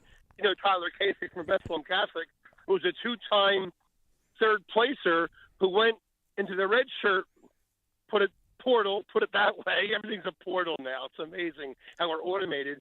But Kasich had to sit out a year to give way to P.J. Duke, or P.J. Duke probably wouldn't have gone to Penn State because they're so rich and they're over lineup. I mean, they're just over lineup. I just made a new noun, over lineup. That's pretty good, Rick. I like that vocab. Yeah, I know. I just made it up. I just made it up right now. And so, Bruce and Jack, you're going to have not just possibly Ono in that lineup, who's going to probably replace Brandon Davis. God knows where they're going to come up with a spot for Desmond. Another And former Kasich Becca looks like- wrestler. Yeah, Kasich, yes. And Kasich looks like there's no spot for him because they're projecting Duke to be back in a lineup. But you're going to add Levi Haynes back in for a 5th year? When does it end, guys? When does it end? Well, John Wooden's tenure at UCLA might have been small compared to Cale Sanderson's dominance at Penn State. Of course, John Wooden was a legendary basketball coach in the 60s that won, I think, 12 out of 14 national championships. And 10 in a row, Jack. 10 in a row, and Cale Sanderson is just right on his short tails. And like you said, the end is not, you can't predict when it will end. And not only that, Jack, not to interrupt you, that's going to give Messenbrink an extra year after he wins the national title this year. It's just mind-boggling. Oklahoma State. I'm sorry? Mind-boggling. Oklahoma State, who thought they could possibly be in the mix this year, from a tournament standpoint, dual meets could be different. From a tournament standpoint, they don't have a chance to even come within 50 points of Penn State, and they're so much better than everybody else, Oklahoma State, and not to mention our friends down in Virginia, the Hokies at Virginia Tech, who's going to be loaded with Pennsylvania and New Jersey nationally ranked kids. Virginia Tech will beat Iowa. They'll beat everybody else in the country. NC State, Cornell will not be able to stay on the mat with Virginia Tech. They'll definitely be third, but they're going to be probably 20 points behind Oklahoma State, but they may be 80 points behind Penn State. It's like remember the dominant Alabama, Georgia, Ohio State football domination on steroids. It's crazy. Oh, it is crazy. Well, Rick, I have a couple questions on this. Number one, was this decision made by this head of the NCAA? Was this unilateral? I mean, what did she just come to this conclusion by herself, or was there backing from other officials in the NCAA? And the other question is, was this a decision based on they were basically trying to ward off possible lawsuits by wrestlers who felt they deserved an extra year? Can you speak to that? I think you answered the question. I think common sense, Bruce, great questions, is the fact that, of course, they want to avoid lawsuits because goodness knows they probably have lawsuits lined up between Los Angeles and Washington, D.C. Mm-hmm. But, I mean, you don't have to really win or be right or wrong. Everybody's going to sue everybody in this logis society that we have. Yeah. I'm sure that's definitely part of it, but I don't believe that it had to go to a vote because this is a federal judge. This is not. Oh, like, I'm sorry. This was not an NCAA official. This was a federal judge who made this decision. It's a federal well, judge that kind wrote of the explains it injunction, right there. And there could be a bylaw, and I am not sure. There could be an NCAA bylaw. Is if there's a federal injunction, then we're going to have to go with it until we can say we don't agree with it. But that's going to take lawyers years to figure out. You know that. You know that's going to take them years. So the NCAA always does the easiest thing for them. Right. It's whatever makes them more money. You're going to bring back all these stars. And once again, Jack, we always talk about this. Every time these athletes get another year, I feel bad for Colin Moore and Luke Pletcher and Mark Hall and Vincent Joseph. These are guys that lost their senior years because of COVID, And they're sitting back now. I mean, now they're almost 30 years old, and they're sitting back and saying, how come I didn't have extra years? Yeah. It's like they keep tacking on, Bruce, more and more years every time I look up. And let's not forget something else that's coming up in a couple of years, the Olympics. So now you're going to have an Olympic red shirt thrown in there somewhere. Right. I mean, these kids don't get out of college till they're 30 years old, and they have 3 kids. Unbelievable. Sounds like Animal House. 8 years of college down the drain. It's unbelievable. Yeah. Pluto, 0.0 grade point average. Yeah. And that's another thing. I know we can get off the wrestling thing, Jack. I just wanted to start with it because I That's think okay. they deserve No, that's fine. That's fine. Their time out there. But I'm just going to tell you another thing. When I transferred from Montgomery County Community College, which was a very good academic college back in the day, it was number 1 in the country. I didn't even know that. All my credits transferred to Westchester, and Westchester was the best health and phys ed school in the country back then. But all of my credits transferred. When these kids go into the transfer portal, does anybody even care about credits? I haven't heard anybody being academically ineligible in years. Yeah, well, that's you don't even hear about academic ineligibility anymore. well, they have ways of they know what major. We're enabling the youth. Yeah, we're enabling the youth is Jack's point. Yeah. Yeah. And I feel sorry, like I said before we got off wrestling, for 2 young men from the Lehigh Valley who decided to enroll in Penn State. Like you said, Mr. Kasich and Mr. Desmond. Like I said, if they don't find a spot in the lineup this year, it's going to be, I really will feel bad for both of them because they're great wrestlers. Yeah, Bruce, I'm not sure of your background in wrestling. I should know this. I apologize. I have I've covered a little bit of it through the years, but my background, I have to admit, is limited. Very limited, and That's and the okay, other thing, but it's you hard. still It's hard. can- Yeah, go ahead. I'm Yes, sorry. but you still could. Here's my point. You still could appreciate the fact that you have, wrestling is not just a team sport. It's also an individual sport. And Jack and I spoke a couple of weeks ago about this, but very briefly, that, if you had a crystal ball, if Kasich had a crystal ball, and if the other twin brother of Cole Mirasola, the heavyweight at Penn State, he has a twin brother who's in the same weight class. And if they had crystal balls, and if Kasich had a crystal ball and said, okay, listen, it's great to win a national title as a team member, but I have myself to be concerned about. When do I have a responsibility to my parents who spent thousands and thousands and thousands of dollars on my career so I could be a state champ or I could be a national champ? I'm selling myself short. Those 3 guys, Mirasola at heavyweight, who's got to wait for his brother's career to end. I don't even know how that's going to work out eligibility-wise for those 2 guys. Kasich, who may have to sit out a year. I don't even know if there's a red shirt left for him because he already took the red shirt. And you have Nate Desmond. The 3 of them could have gone to Virginia Tech. And now, if you look at that lineup could have beaten Penn State and Oklahoma State this year. That's my point, Bruce.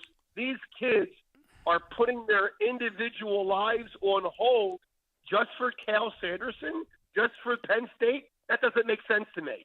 Usually doesn't happen, but Cal has a way of getting what he wants. And I don't want to belittle Cal. Cal's No. one of the greatest coaches ever, but at one point, he's a Mormon. He's a God-fearing guy. There's got to be a point of goodwill to your fellow human being, yeah. and let the kids go to other places, and don't put the pressure on them to stay around. Let them go spread their wings and be a 2-time national champ somewhere else. That's all I'm saying. That's good. Well, I'll give you another example.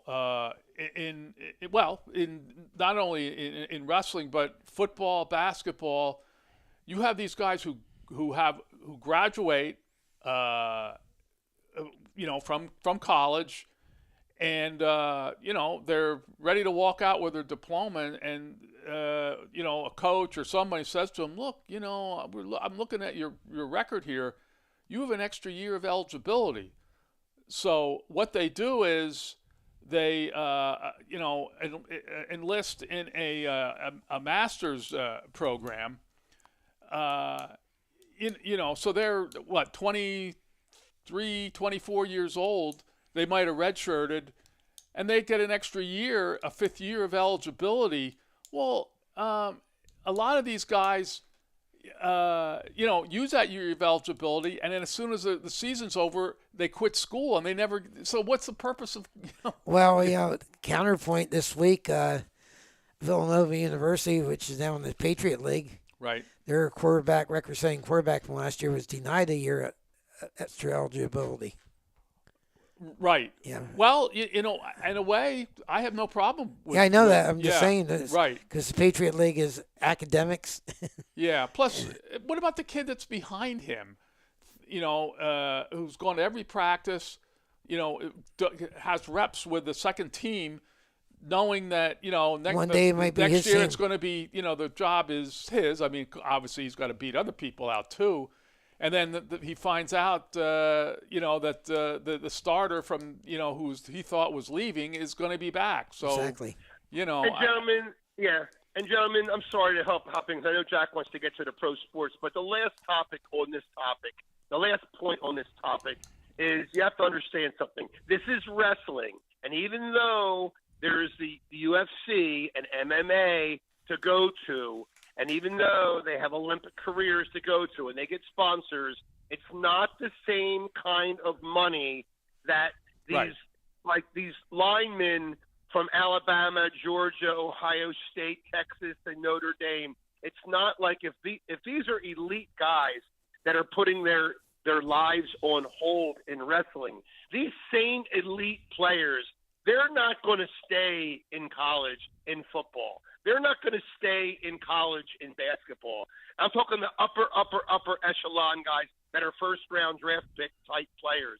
This is what I'm talking about, wrestlers that would be first-round draft picks, top 5 picks, top 10 picks, Jack. If we had a pro wrestling league, and RAF is not that, but if there was a draft, these are athletes that would go first, second, third, maybe top 10 in the wrestling draft. Let's say if there was one, okay? Mm-hmm.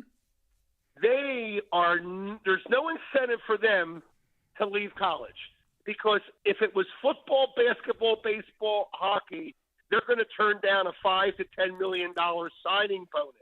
So that's the other problem that people are not talking about. The other sports, that injunction that judge did in Charlotte, in North Carolina, actually it was Minnesota. That injunction is probably not going to affect some of these upper echelon football, basketball, and baseball players. But it's going to affect the sport of wrestling because these guys are brainwashed and they feel obligated to stay another year. And I asked Jack this question on our last podcast. People say, do you realize that Penn State's backups could be the second, third, or fourth best team in the country if they wore a different singlet at nationals? That may be true, but what does Penn State really get out of that? They don't get anything out of having backups that would be second or third in the country if they wrestled in a different singlet to see where they would end up. No, you're That's right. the point I'm trying to make. The pro money sucks those guys out of college. There's no pro money sucking the wrestlers out of college, so they stay around another year and they keep the dynasty going. All right, Jack, we can go to a different sport, buddy. Let's talk about the Philadelphia Eagles and their 2 practices in New England this week. New England supposedly got the best the first day. The second day was pretty even.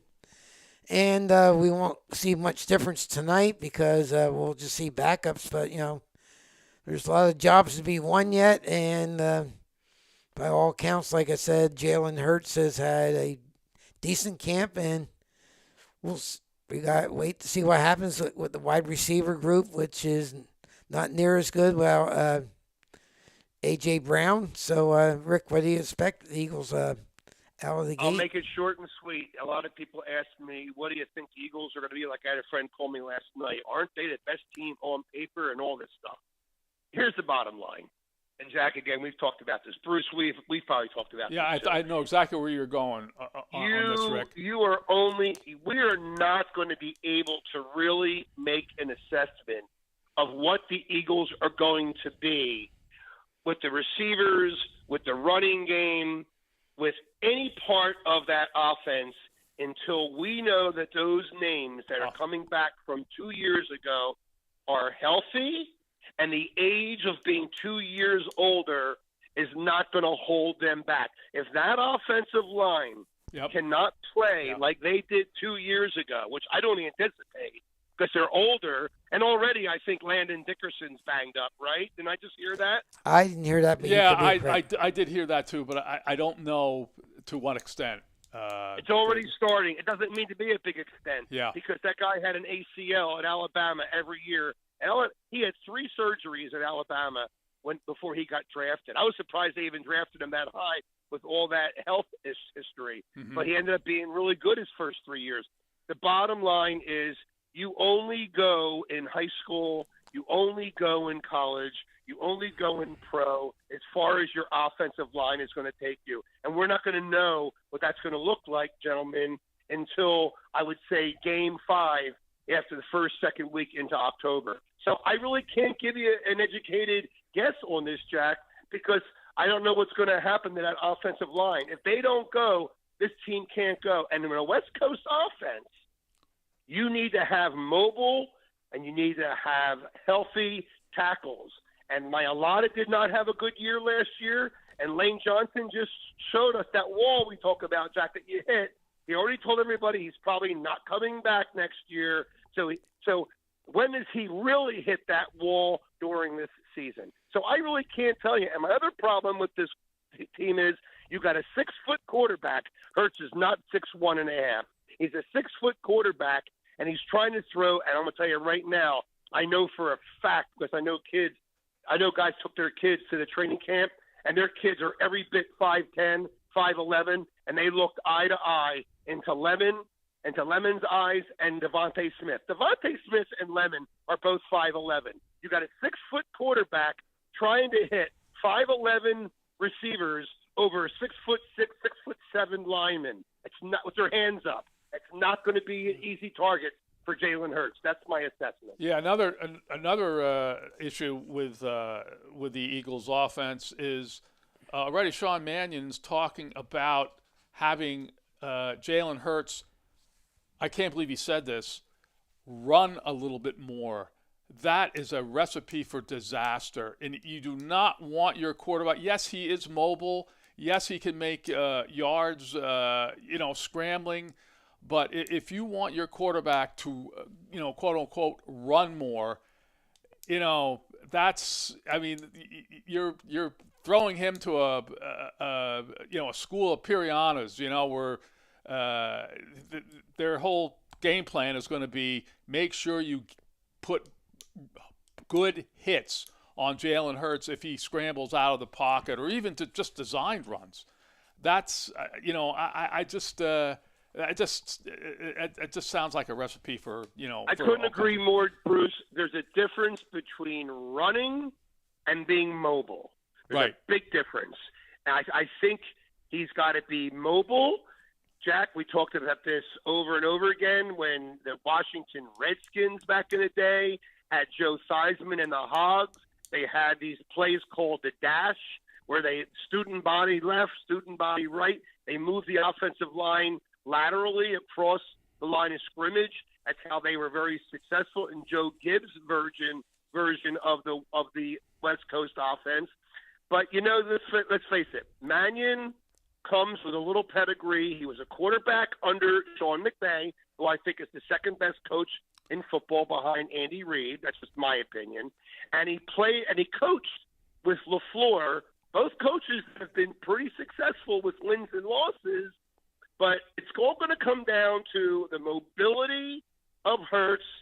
He has to surprise him with a run once in a while, but not be a running quarterback. And it can't be a Randall Cunningham. And so it's going to tell. The defense really is going to have to pull its weight. And if you remember last year, guys, the offense exhausted the defense. The defense was not as good last year because they were on the field way too long. Yep. Yeah. The other thing, too, about Hurts is God bless him. He gets a lot of undeserved criticism. But the one thing, people say, well, Russell Wilson, look at all the times he ran. Yeah, he ran a lot, but he got down into the dirt when he saw that he was going to get tackled, or he got out of bounds. Jalen Hurts, for the most part, doesn't do that. He takes hits. He stays on the field. He tries to get a few extra yards instead of trying to run out of bounds, and he doesn't dive. He doesn't slide as much as he should, especially for a guy who's going to run as much as now. If he's, like you say, sometimes quarterbacks have to scramble out of the pocket and head downfield, but you got to slide. You got to learn how to slide feet first, not head first, like Carson Wentz used to do. Or like sometimes you can't take the competitor out of stupidity. Right, that's right. That's right. That's what's affecting. It's really a shame. And I'll tell you something else, guys. No matter how you want to really, attack this. I mean, who was better? Who was better? Really? Was it Bill Russell or was it Wilt Chamberlain? Well, Wilt Chamberlain has 68 records to date, but Bill Russell has 11 rings. So if you're talking about who was a better champion, then it was Russell. Who was a better player on the court, then it probably was Wilt Chamberlain. Yeah. But the same argument always comes up every year. It's like if your quarterback is not a great talented quarterback, but he doesn't hurt you and he plays mistake-free football, that should be some value points when you compare these quarterbacks. And I'm sick and tired of people saying, well, Hurts is probably 17th to 20th, and you got Joe Burrows, who hasn't even been to the Super Bowl. You have Lamar, Lamar Jackson, who always falls on his face in the playoffs, and you have Josh Allen, who always finds a way to make a big mistake and doesn't get to the Super Bowl. Well, guess what? Jalen Hurts doesn't allow those things to happen to him, does he? No. Shouldn't that matter? It definitely should matter. On being a better quarterback? It absolutely matters. And it doesn't matter to these people that call in, these talk show hosts, and these so-called experts that do these polls. Shame on you. Jalen Hurts has been to a championship game. He's won the Super Bowl, and he is the most maligned player that I've ever seen in my history. You know what they said the other day? I heard the other day on WIP, Jack, they said, Jalen Hurts has to really step it up. This is a step-up year for him. I'm like, so what? The fact that he went to 2 Super Bowls and won one, like that went away? In Philadelphia, when you have a ring and you have been to 2 Super Bowls, you better cherish that, because the last time I looked, they only have 8 championships with their 4 teams. Look what Pittsburgh has. Look what St. Louis has. Look what Detroit has. So Jalen Hurts, to me, is a top 5 quarterback. I don't care how you want to spin it. I'm not making you feel good, but I agree with you. Yeah, I do too. I think he is. He's a winner. He is a winner. He is a winner. He's Burrow smart. Can't even stay on the field for a full season. Yes. Yeah. Plus, and that's not his fault. That's not his fault. But guess what, guys? It's also not Jalen Hurts' fault either. Yeah, he's a warrior. He's a winner and a warrior. That's what best. You want to go Phillies, Jack, before our time's up? Yeah, we can go to 35. So then we'll get you off. Okay, we got 7 minutes. Okay.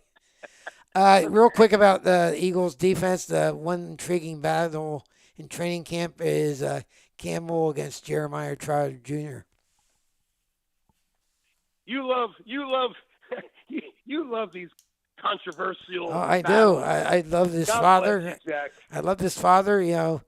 Everybody said the Eagles did the father a favor by drafting him, but by people like Reuben Frank and Dave Zangaro, who people I respect, they said Trotter's just having a great camp. Yeah, but Trotter has size against him, right? And Campbell is just a stallion. Campbell is just he's a thoroughbred, and he just steps on the field and he's a physical specimen, and he's just as young as Trotter. You know, they're very similar in age, but he's just a Adonis. He's just a beast, and I don't know if the size is going to hinder week in and week out when you go against these linemen that are coming at you that are, 6'7", 300 pounds. I don't know if Trotter can handle that. We'll find out. Yes, we will. Now we will go to baseball. And it's been Is that a sport? Yeah, that's a sport. It's been an interesting 3 weeks since the trading deadline, up and down, and right now the arrow's pointing up, and we'll see how number 5 starter Mr. Painter does tonight against St. Louis. Jack, you know what my opinion is of the Phillies. All I'm going to tell you is the only way they're going to battle a very inept bullpen, including Kirkring, I get a cold sweat when I see Alvarado just warming up. The bullpen is so bad. If they don't score runs, they're going to be on the golf course early in October. And I know, Bruce, and you've heard me say this a million times, and Jack knows what's coming. I know that they're having very good success right now with Schwarber leading off. But while you have Bryson Stott, who, by the way, changed positions, keep that in mind. Right now, Stott is one of their hottest hitters. You have one of the best hitters in baseball, Ariza. You got to have them hitting 1 or 2. I don't care about 4 left-handers in a row. I don't care. But you can't have Turner hit in the top 4. Harper has to hit 3. Schwarber has to hit home runs with guys on base. And right now, Stott and Ariza's on-base percentage for a tandem is one of the tops in baseball right now. It's a no-brainer for me. Sometimes you have to go against the analytics, and you have to go to old-time baseball and go Stott, Ariza or Stott, Harper 3rd, Schwarber 4. Then you can go with Bohm or Marsh or anybody else you want to go with. But I think if they go with that foursome, they're going to score more runs in the long run, and I don't think they're going to do that. And I'll leave you with this, guys. How many times has Schwarber hit 4th in the postseason, the last 4 postseason? 0. Yeah. How many rings do they have in the last 4 years? 0. I rest my case. You rest Bruce? your case. Well, but my feeling about that is I agree 100%. This is analytics, though, and you look at other teams. Why does Aaron Judge, when he's healthy, why is he batting 2nd? Why is Mike Why Trout. is Ohtani leading off? what's that? Yeah. Why is Ohtani leading off? Right? Ohtani is another perfect example. And Let me tell you why. I'm going to tell you why. And Jack and I talked about this too. Not to interrupt your question. yeah, go ahead. Because the Yankees and the Dodgers have a better supporting cast behind those 2 players.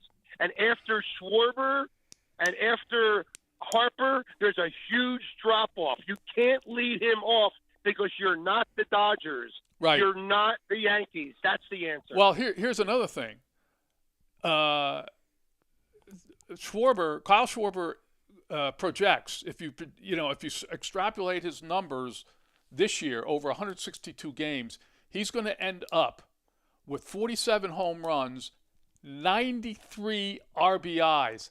How does a guy hit 47 homers and not even drive in 100 runs? I say it's because it's a symptom of where they bat in the lineup. If he bats leadoff, that means you're guaranteeing him. First of all, he has batted leadoff a couple times in his career. Other years, he has 2 home runs leading off a game. Now, what's the point of that? We don't know. Yeah, I mean, it just. Bruce, if you look at the numbers, Bruce, Yeah. if you lead off every game, that's 162 at bats where nobody's going to be on base. That's right. One of your answers. That's right. Up until last week, I did the numbers. It's so funny you brought this up. I did the numbers because Jack knows I like to research numbers. Schwarber had, before these last 5-6 games, He had 450 at-bats. And those 450 at-bats, only 162 times were there somebody else on base. Of those 450 at-bats, almost 20% of the time was there somebody on base. And get this, 122 times there was runners in scoring position. So he doesn't even get up to the plate with batters, with players on base, let alone in scoring position. Right. That's the reason why the RBIs are so down. Right. Okay, we're going to let you go, but have faith in a rookie pitcher that's been pitching very well in relief for the Phillies, Mr. McFarland. So, Well, that was how many outings? 2? 5. Yeah, he's pitched five or six outings. All right, He's well, pitched we'll 5 and see. a third innings. 5 and a third innings. Once is how they he's pitched. in the end, let me tell you something. In Major League Baseball, once they get a book on you, Yep. watch out. Okay. We'll All right, see guys, you. love Thank you. you. Okay, Tell okay, Kay, Rick, Reese, and a I. pleasure. You got it. Okay, bye-bye. Bye-bye. Right. Rick Solosky will close the show with Bruce Nagy.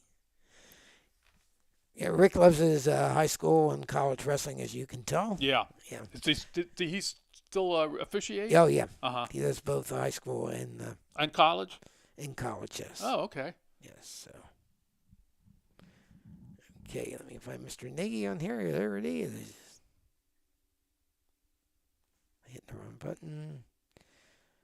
Can you imagine that? Right, hit the wrong button. That's not like you, Jack. I got the right party, but I hit messages. And he's not going to get... No. Bruce, keep talking for a second. Yeah, sure. I'm just going to dial it. Yeah, just on the Phillies theme, I think I did some math, and I found that the leadoff position for the Phillies, at least last year, had 50 more at bats than the batter who batted cleanup. So if he batted fourth, he would probably hit fewer home runs, but he'd drive in more runs. Good morning, Bruce Nagy. How are you? Good. Very good. How are you guys? Good. We're double teaming you with the other Bruce, Mr. Barati's Okay. here.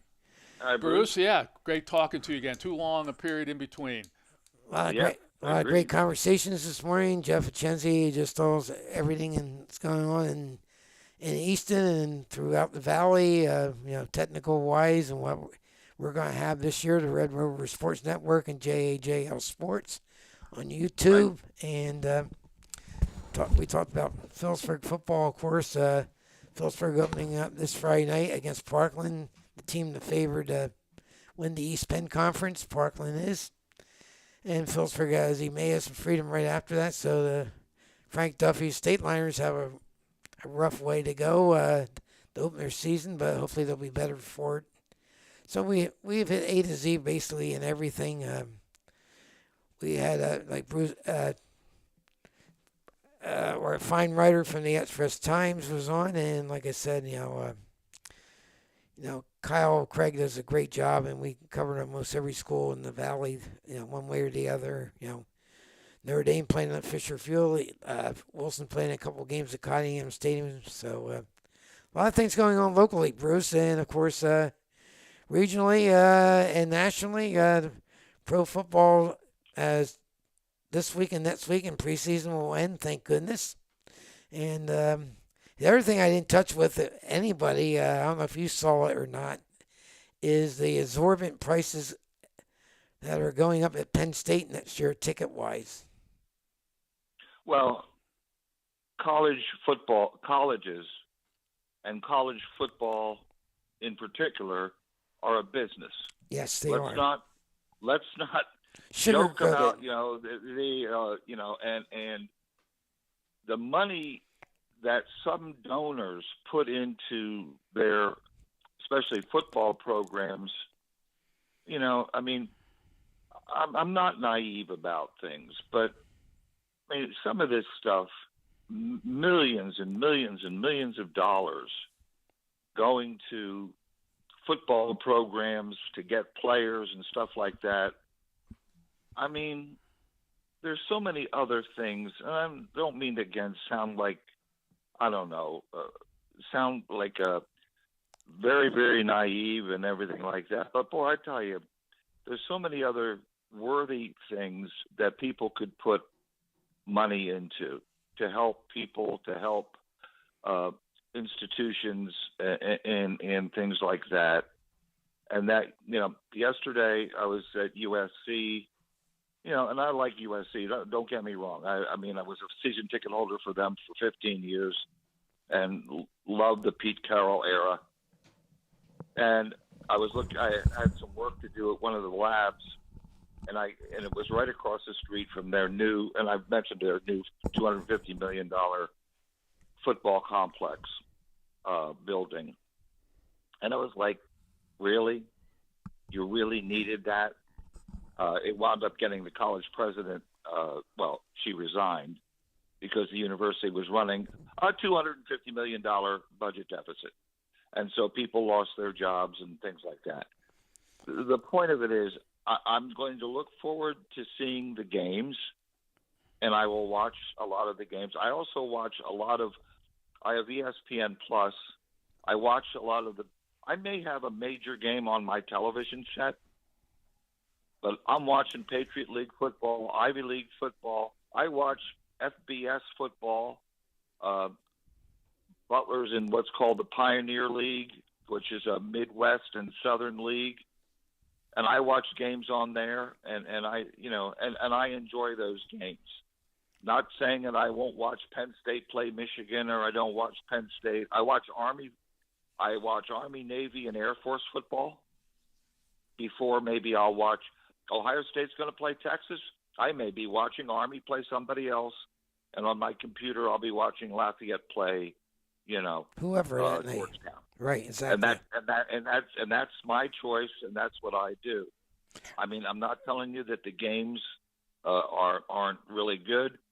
The latest thing, of course, too, along with the exorbitant costs of games, and the thing is, hey, I pay to go to when the Eagles are out here, and this year I'll pay for the Chargers versus the Chiefs, so I'll do that too, and because I want to make sure that Roger Goodell doesn't have to go on food stamps, and so, but yeah, people will pay. Bruce, we were talking about Penn State's prices going up yeah. exorbitantly next year. Yeah. And it's not, like we said, it's not college football anymore. It's higher price than professional football, basically. I don't know if, I read that story yesterday, and my first impression was, and I could be wrong, is this going to impact on Penn State's attendance? And my top-level initial feeling is I would say no. They're still going to get what's their capacity? 110,000. 109 is going to be 109 once it's done. Yeah. I don't think it's. Again, I could be wrong, but people find a way to pay whatever that exorbitant amount of money that they have to pay to to watch the game. So a lot of people, it's not going to impact at all because they're still going to watch the games on television. But I just don't think it's going to make any very little impact, if any. I don't know how you guys feel about it, but that's my initial reaction to this. Bruce, I'll ask you a question. Bruce Nagy, Joe's season ticket holder. I'll use my buddy Terry Picone. I'm not saying what Terry's doing. Terry has season tickets. They're in the end zone, and say he drops his tickets. I haven't even talked to Terry about this, so just conjecture. Mm-hmm. Will somebody that has oodles and oodles of money buy those tickets even though they're in the end zone? Yes. You think so? Okay, I'm just asking. Oh, I think the line is out the door. Out the door. Okay. So yeah, I mean, there's no question about it, and it's what it is, and then I don't know when there's going to be guardrails on things. Now we have people who were in pro training camps, a lot of them undrafted free agents, most of them undrafted free agents, is suing to get, if they don't make the team, even though they've signed an NFL contract, One judge said they could come back into try for college and come back for a fifth year of eligibility, Yeah. while another federal judge yesterday stayed that order, meaning they can't today, and then it's going to be heard again. At least Marcus Freeman of Notre Dame said, my roster is set. Mm-hmm. Now, I can tell you that Lane Kiffin will not say that. Right. I can tell you that a lot of other coaches will not say that. And, so I know Lincoln Riley will not say that. So, as Lincoln sits up in the corner of his glass enclosed monolith down there. So, what was interesting to me, again, I love USC. I mean, the people there are great. And I had a meeting because we just were just signing a new contract, and they asked me if they could, if there could be any relief on some of the prices that we charge them. And I just looked and I said no. Yeah. And I just found it interesting that they would ask me for costs are high, and again, it was a very respectful meeting, and actually we did sign a new agreement, but they had to throw it out there. Is there any way that I could give them any relief on certain pricing? And no, sorry. And it's the way it is. But you got money for certain things, and your priority is to make sure that you have it. And I'm not just bagging on USC. One of the things about we can talk about Penn State is they bring all these young players in, and of course you've got to, and now with the transfer portal, and you got to impress everybody with your locker room. Make sure every player has their own lazy boy lounge in front of their locker, where it has their picture. And maybe a couple teddy bears or whatever it is. You got whatever you got to do. It's like the kid who, again, nothing against him, decided he would only go to LSU if he could wear number 5. Yeah, that's unbelievable. Yeah. Let's not. You want me to come? I'll take number 3 for a year, but then it's number 5, or I'm out of here. Well, you're obviously talking about Jalen Daniels, right? Yeah. Wasn't he only at LSU for 2 years? Didn't he transfer from somewhere else? So what? I mean, Hey, and I'm saying to Jaden, hey, you're a terrific player. You're the quarterback for the Washington Commanders. Who cares who's wearing your number at LSU? Why is that such a big deal? Yeah, you won a Heisman Trophy. Good for you and all that stuff. Enjoy your pro career. Why is it that this is even an issue? Oh, it's ridiculous. Well, isn't it? The story the story I read about this was that it seemed to be more his mother than he himself. Am I reading that correctly, or is he? The problem is you got agents. These guys all got agents. They got mom and dad and Uncle Harry, who are all helicopter family members. Right. And the one thing I'll say first of all, Lane Kiffin doesn't care. Lane Kiffin doesn't care about anything. Yeah. And I'm not putting Lane down. I think he's a terrific football coach. I really do. But Lane basically has said, hey, that promise came before I got here. So he asked for number 5. We're number 5. Yeah. So be it. That's the way it is. Yeah. Yeah. So, but what maybe – I'm not going to blame social media, but do you think 10 years ago that would even have been a story? No. No, probably wouldn't have been. If I'd been covering LSU football, I would be embarrassed to write about that. Such a load of crap. I concur. Yeah. Bruce, let's get to the NFL and then the Major League Baseball before we leave you go. Are you okay till 11:15? Yeah. Okay, we'll keep Bruce on till 11:15 with us.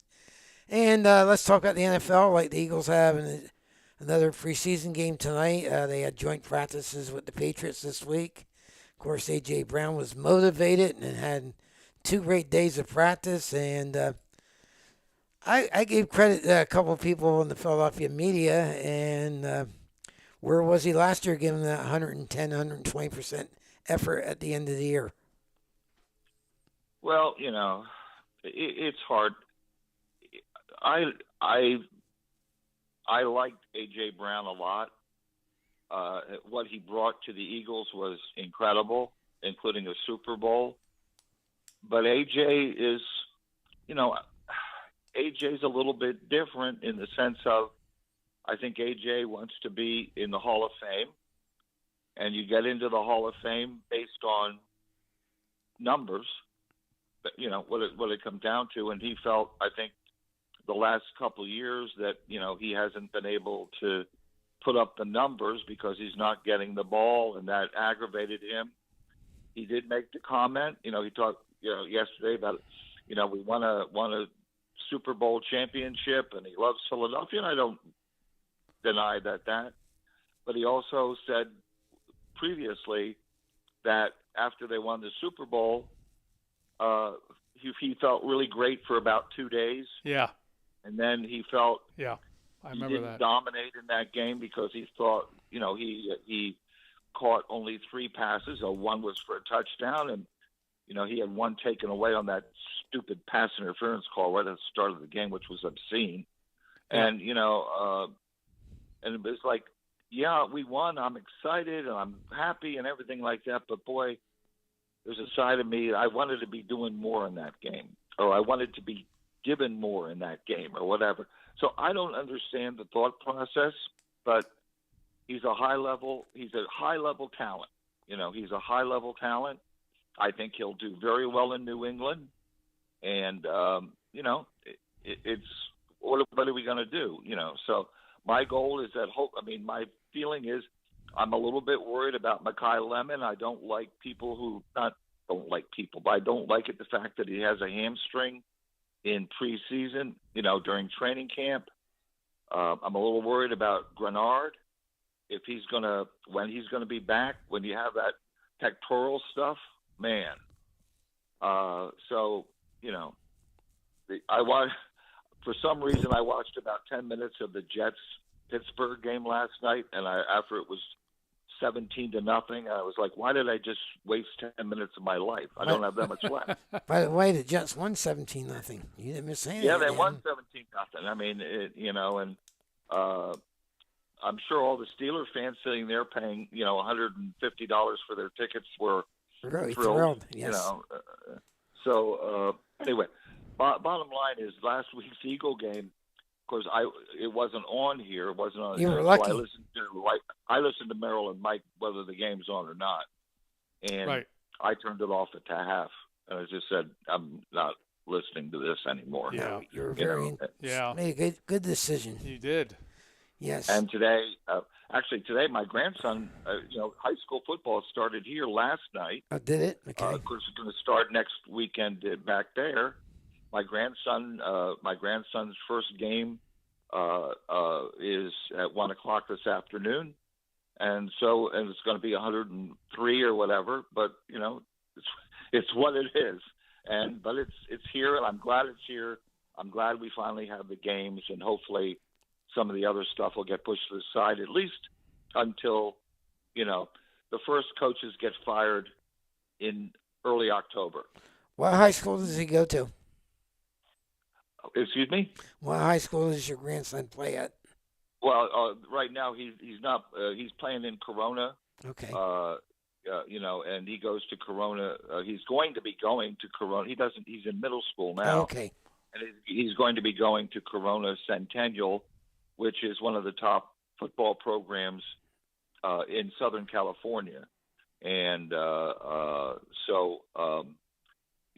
looking forward to that. He's a tough little dude, but needs to grow a little bit because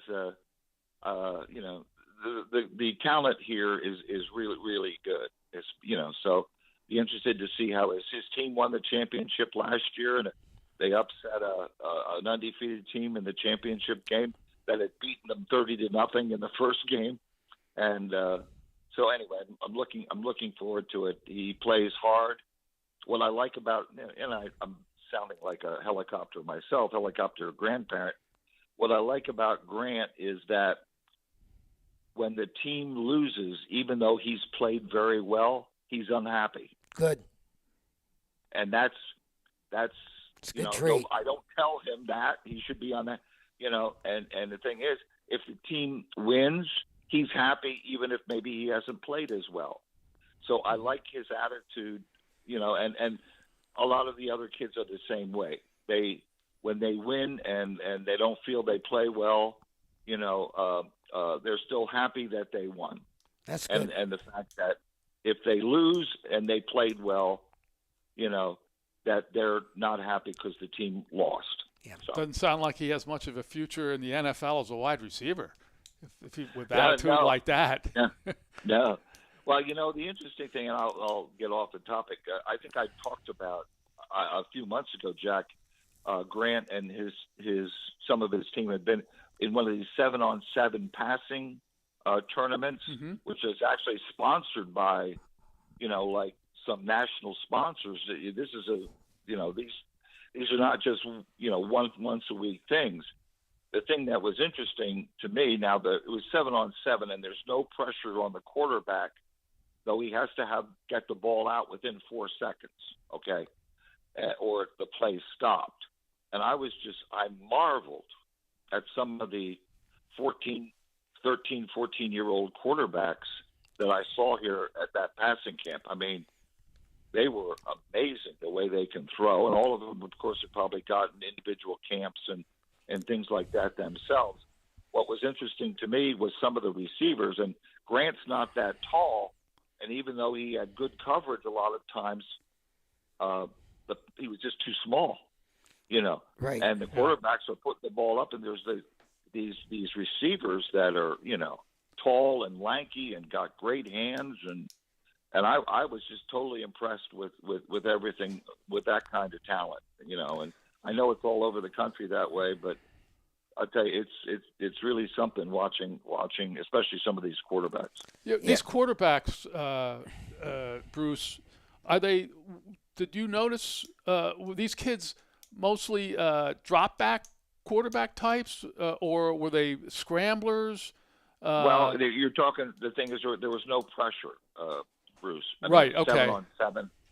So it was hard to say. Some of them, well, there was no scrambling. There was rolling out Mm-hmm. left and right, but there wasn't like scrambling. Okay. Bruce, talking about football, I guess I get back to NFL and Eagles specifically. You see Howie Roseman making a few trades this next week or two? Some people think so. I think, you know, it's hard to see practice. I don't see a whole lot. I think he's always looking for pass rushers, no question about that, and maybe looking for some help in the secondary.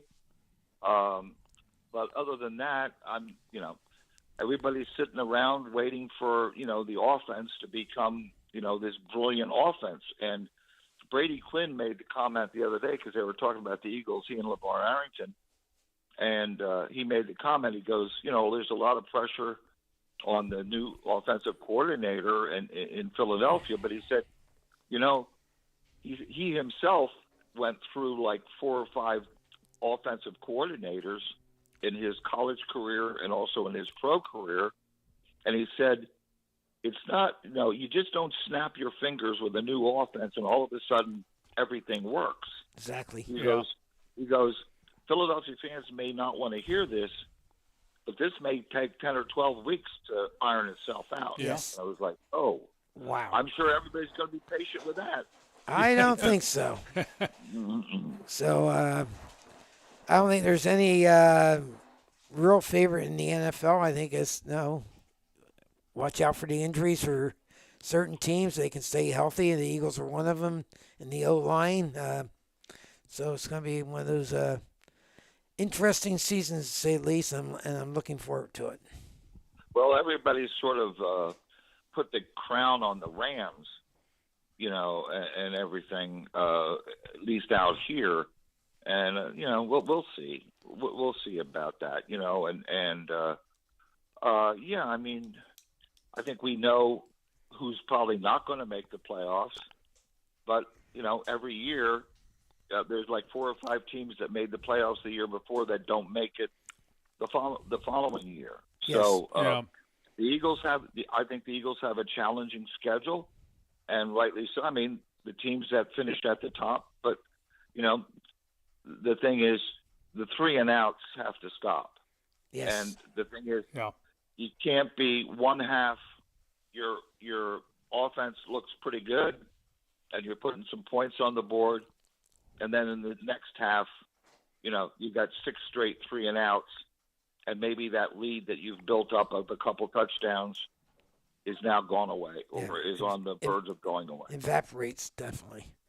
Since we talked to you last, of course, Major League Baseball, I know I couldn't predict a week ago that the Phillies would have 7 straight wins, and somehow or other they did, and they're doing it without the home run ball. Well, I was thinking, Jack, you mentioned about a week. Maybe we as talkies should, from week to week, we should probably. Last week, I think I called them dead team walking, and then 7 days later, there's 7 wins later. They're winning games by grinding through them, and they're coming up with key hits. The nights that the pitching isn't real good, the hitting comes through, and the other way around. I thought it was interesting last night when you look at the top of the lineup, Schwarber, Turner, and Harper. They were 0 for 12, though they had 3 walks, while the rest of the line, Bohm, Rizia, Marsh, and JT were 10 for 16. Interesting about Alec Bohm, he's got 74 RBIs, tied with Kyle Schwarber to lead the team. So, Everybody's whipping boy 3 weeks ago. Yeah. Yep. I can't tell you how they feel. I know there's still Bohm detractors, or haters, whatever. Yeah. There was really brought up 10 days ago yet. Move Harper back to first base, put a new right fielder in, and let Bohm sit on the bench the remainder of the year. That was some talking experts and a lot of fans. Yeah, if I may interject here, I think a lot of his problem is when he first came up, that first year, he played enough to exhaust his rookie status. And what was it, Jack? What did he hit, 338 that year? Something ridiculous like that. And people thought this guy is not only going to win a batting title, but he's going to hit 30 home runs once he grows into his body. Well, that hasn't happened. No. But he's still a very good player, in my opinion, on both sides of the ball. He was I know Stott has kind of stole some of his thunder at third base defensively, but I thought Alec Bohm was an outstanding third baseman defensively. Definitely above average. Yes, and I think, but the fact that he can't hit 25 to 30 home runs and bat 330 like he did his rookie year, that has kind of soured fans on him. They said, where was this? We thought this guy was going to do this and do that, and he hasn't done it. Bruce Nagy, do you think Luis Ariz has had a positive effect on the whole team, taking walks and just trying to make contact? I think so. Obviously he had, in St. Louis where he hit into double plays with bases loaded twice.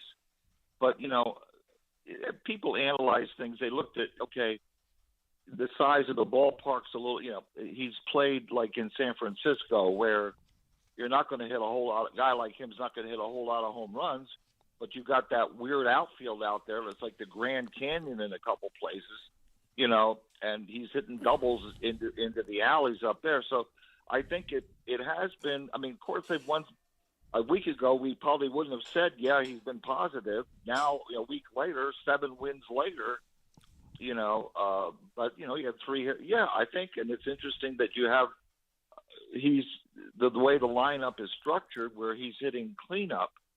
So, not only the Phillies, but watching other games and everything like that, this is going to be coming down the next couple, 3 months, including the Dodgers, who had another, Pages is now out with a broken wrist, who's been one of their most consistent players. Yes. The Dodgers won several games after losing 3 out of 4 to the Brewers. They hung on to beat Colorado and last night Pittsburgh. 3 of the games were in extra innings. But I think a lot of these teams' pitching staffs are gassed. Yes. And I mean especially the bullpens. They're just gassed.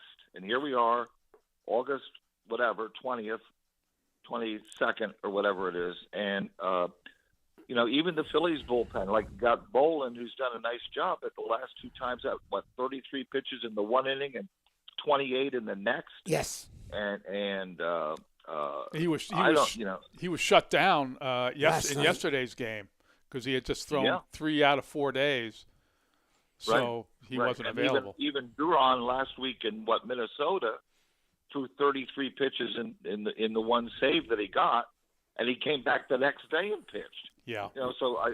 But you really, these bullpens, it's starting to catch up with the bullpens. And it's great to say a quality start is, oh, my gosh, they pitched 5 innings. Hopefully they can get to the 6th and everything like that.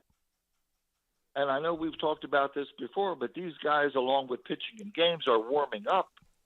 And I just think it's survival of the fittest. The Dodger bullpen, now Diaz is out again after his 4th straight terrible outing. He's on the IL again, and I think he just simply has not come back from the surgery that he had to start the season.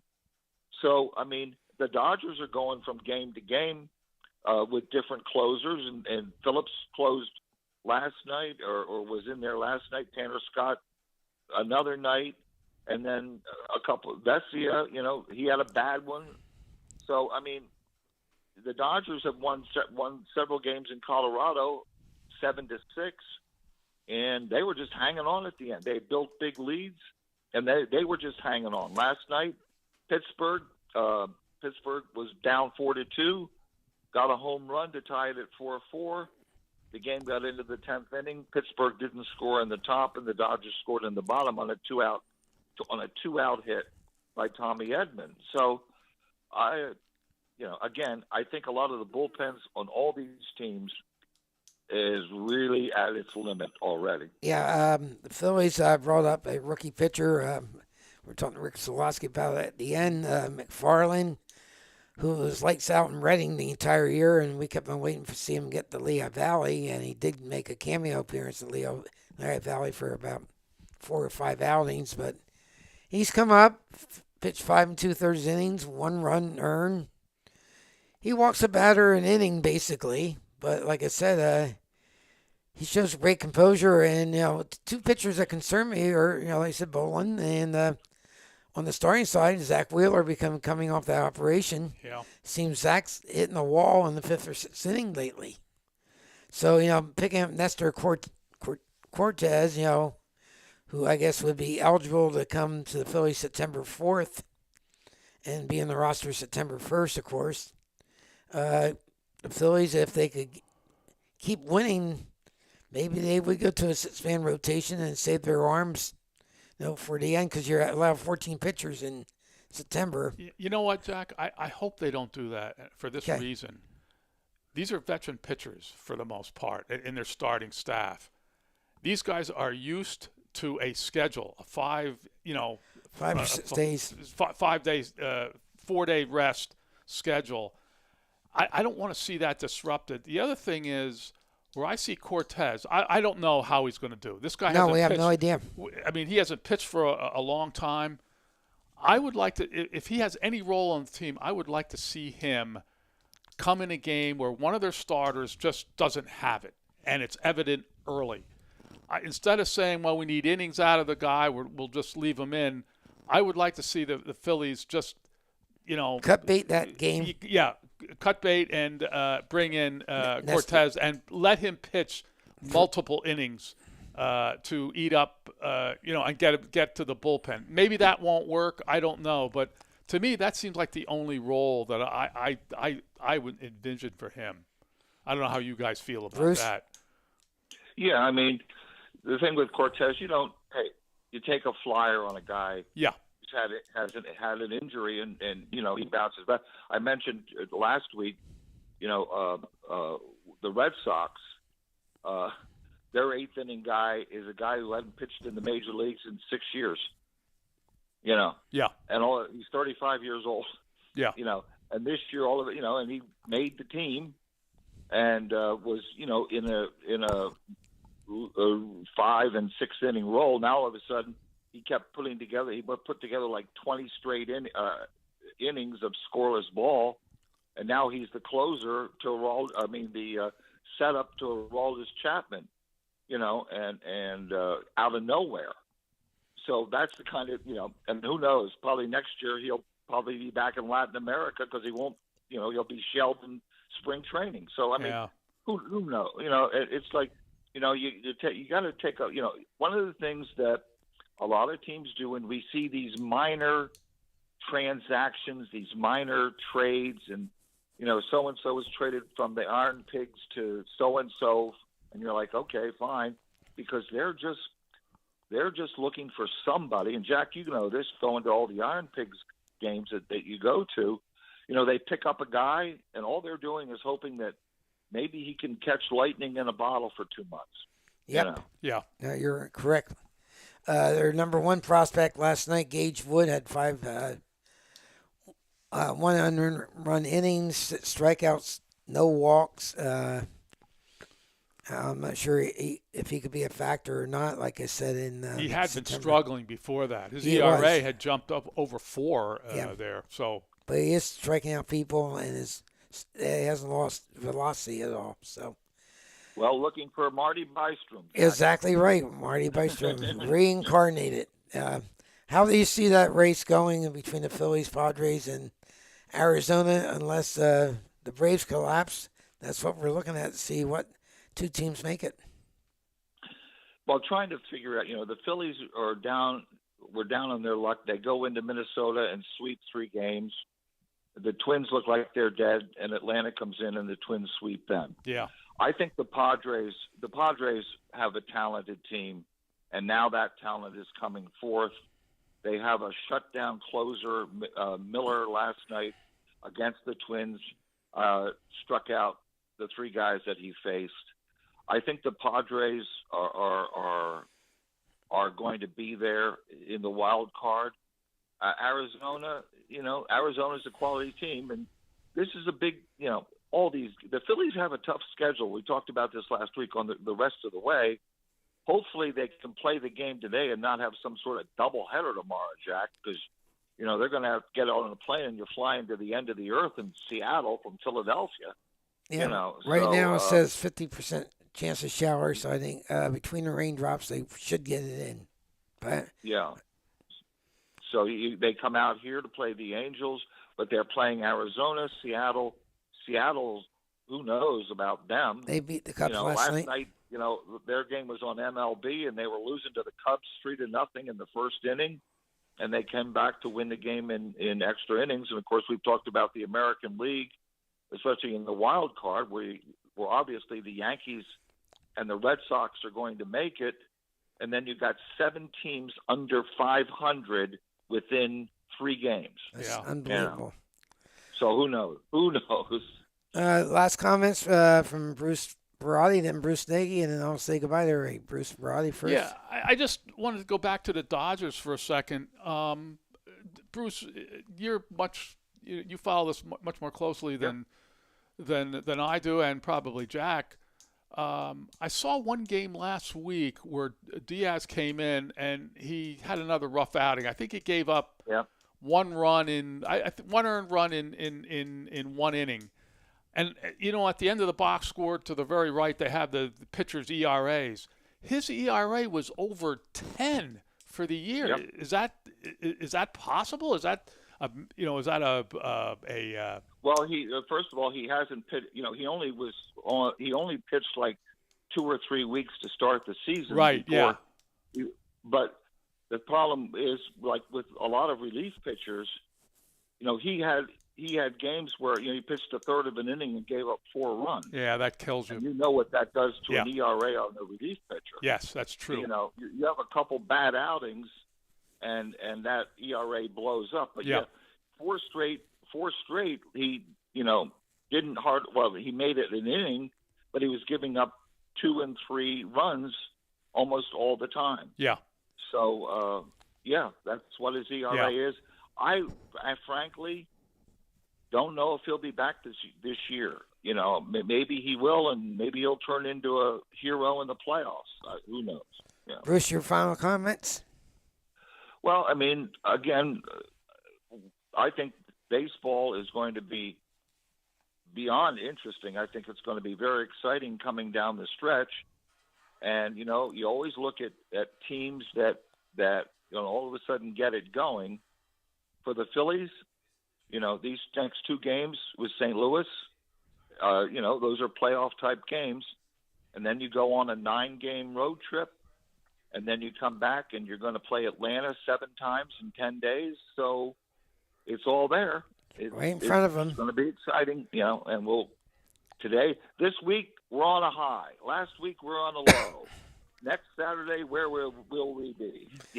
And for me, I'll go back locally, JAJLsports.com radio and the Red Rover Sports Network will be on hopefully right around 6:15 next Friday night from Doylestown for Easton Central Bucks football. So hope our listeners tune in to our great sponsors, Palmer Trophy and Awards, Regal Insurance, Charles Bruno, Attorney at Law, Mike Fleck Roofing, Marblehead Chowder House, Berkshire Hathaway Realty, Kyle Chill Tavern, Giacomo's, Kelly Nissan, and Bruce, Urco Credit Union.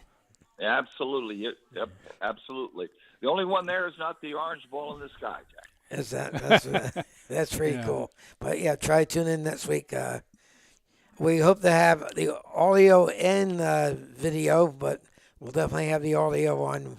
We're still working out specifics with CB West. So, All right. Sounds okay. exciting, guys. Take care. Have a Great great to talk weekend.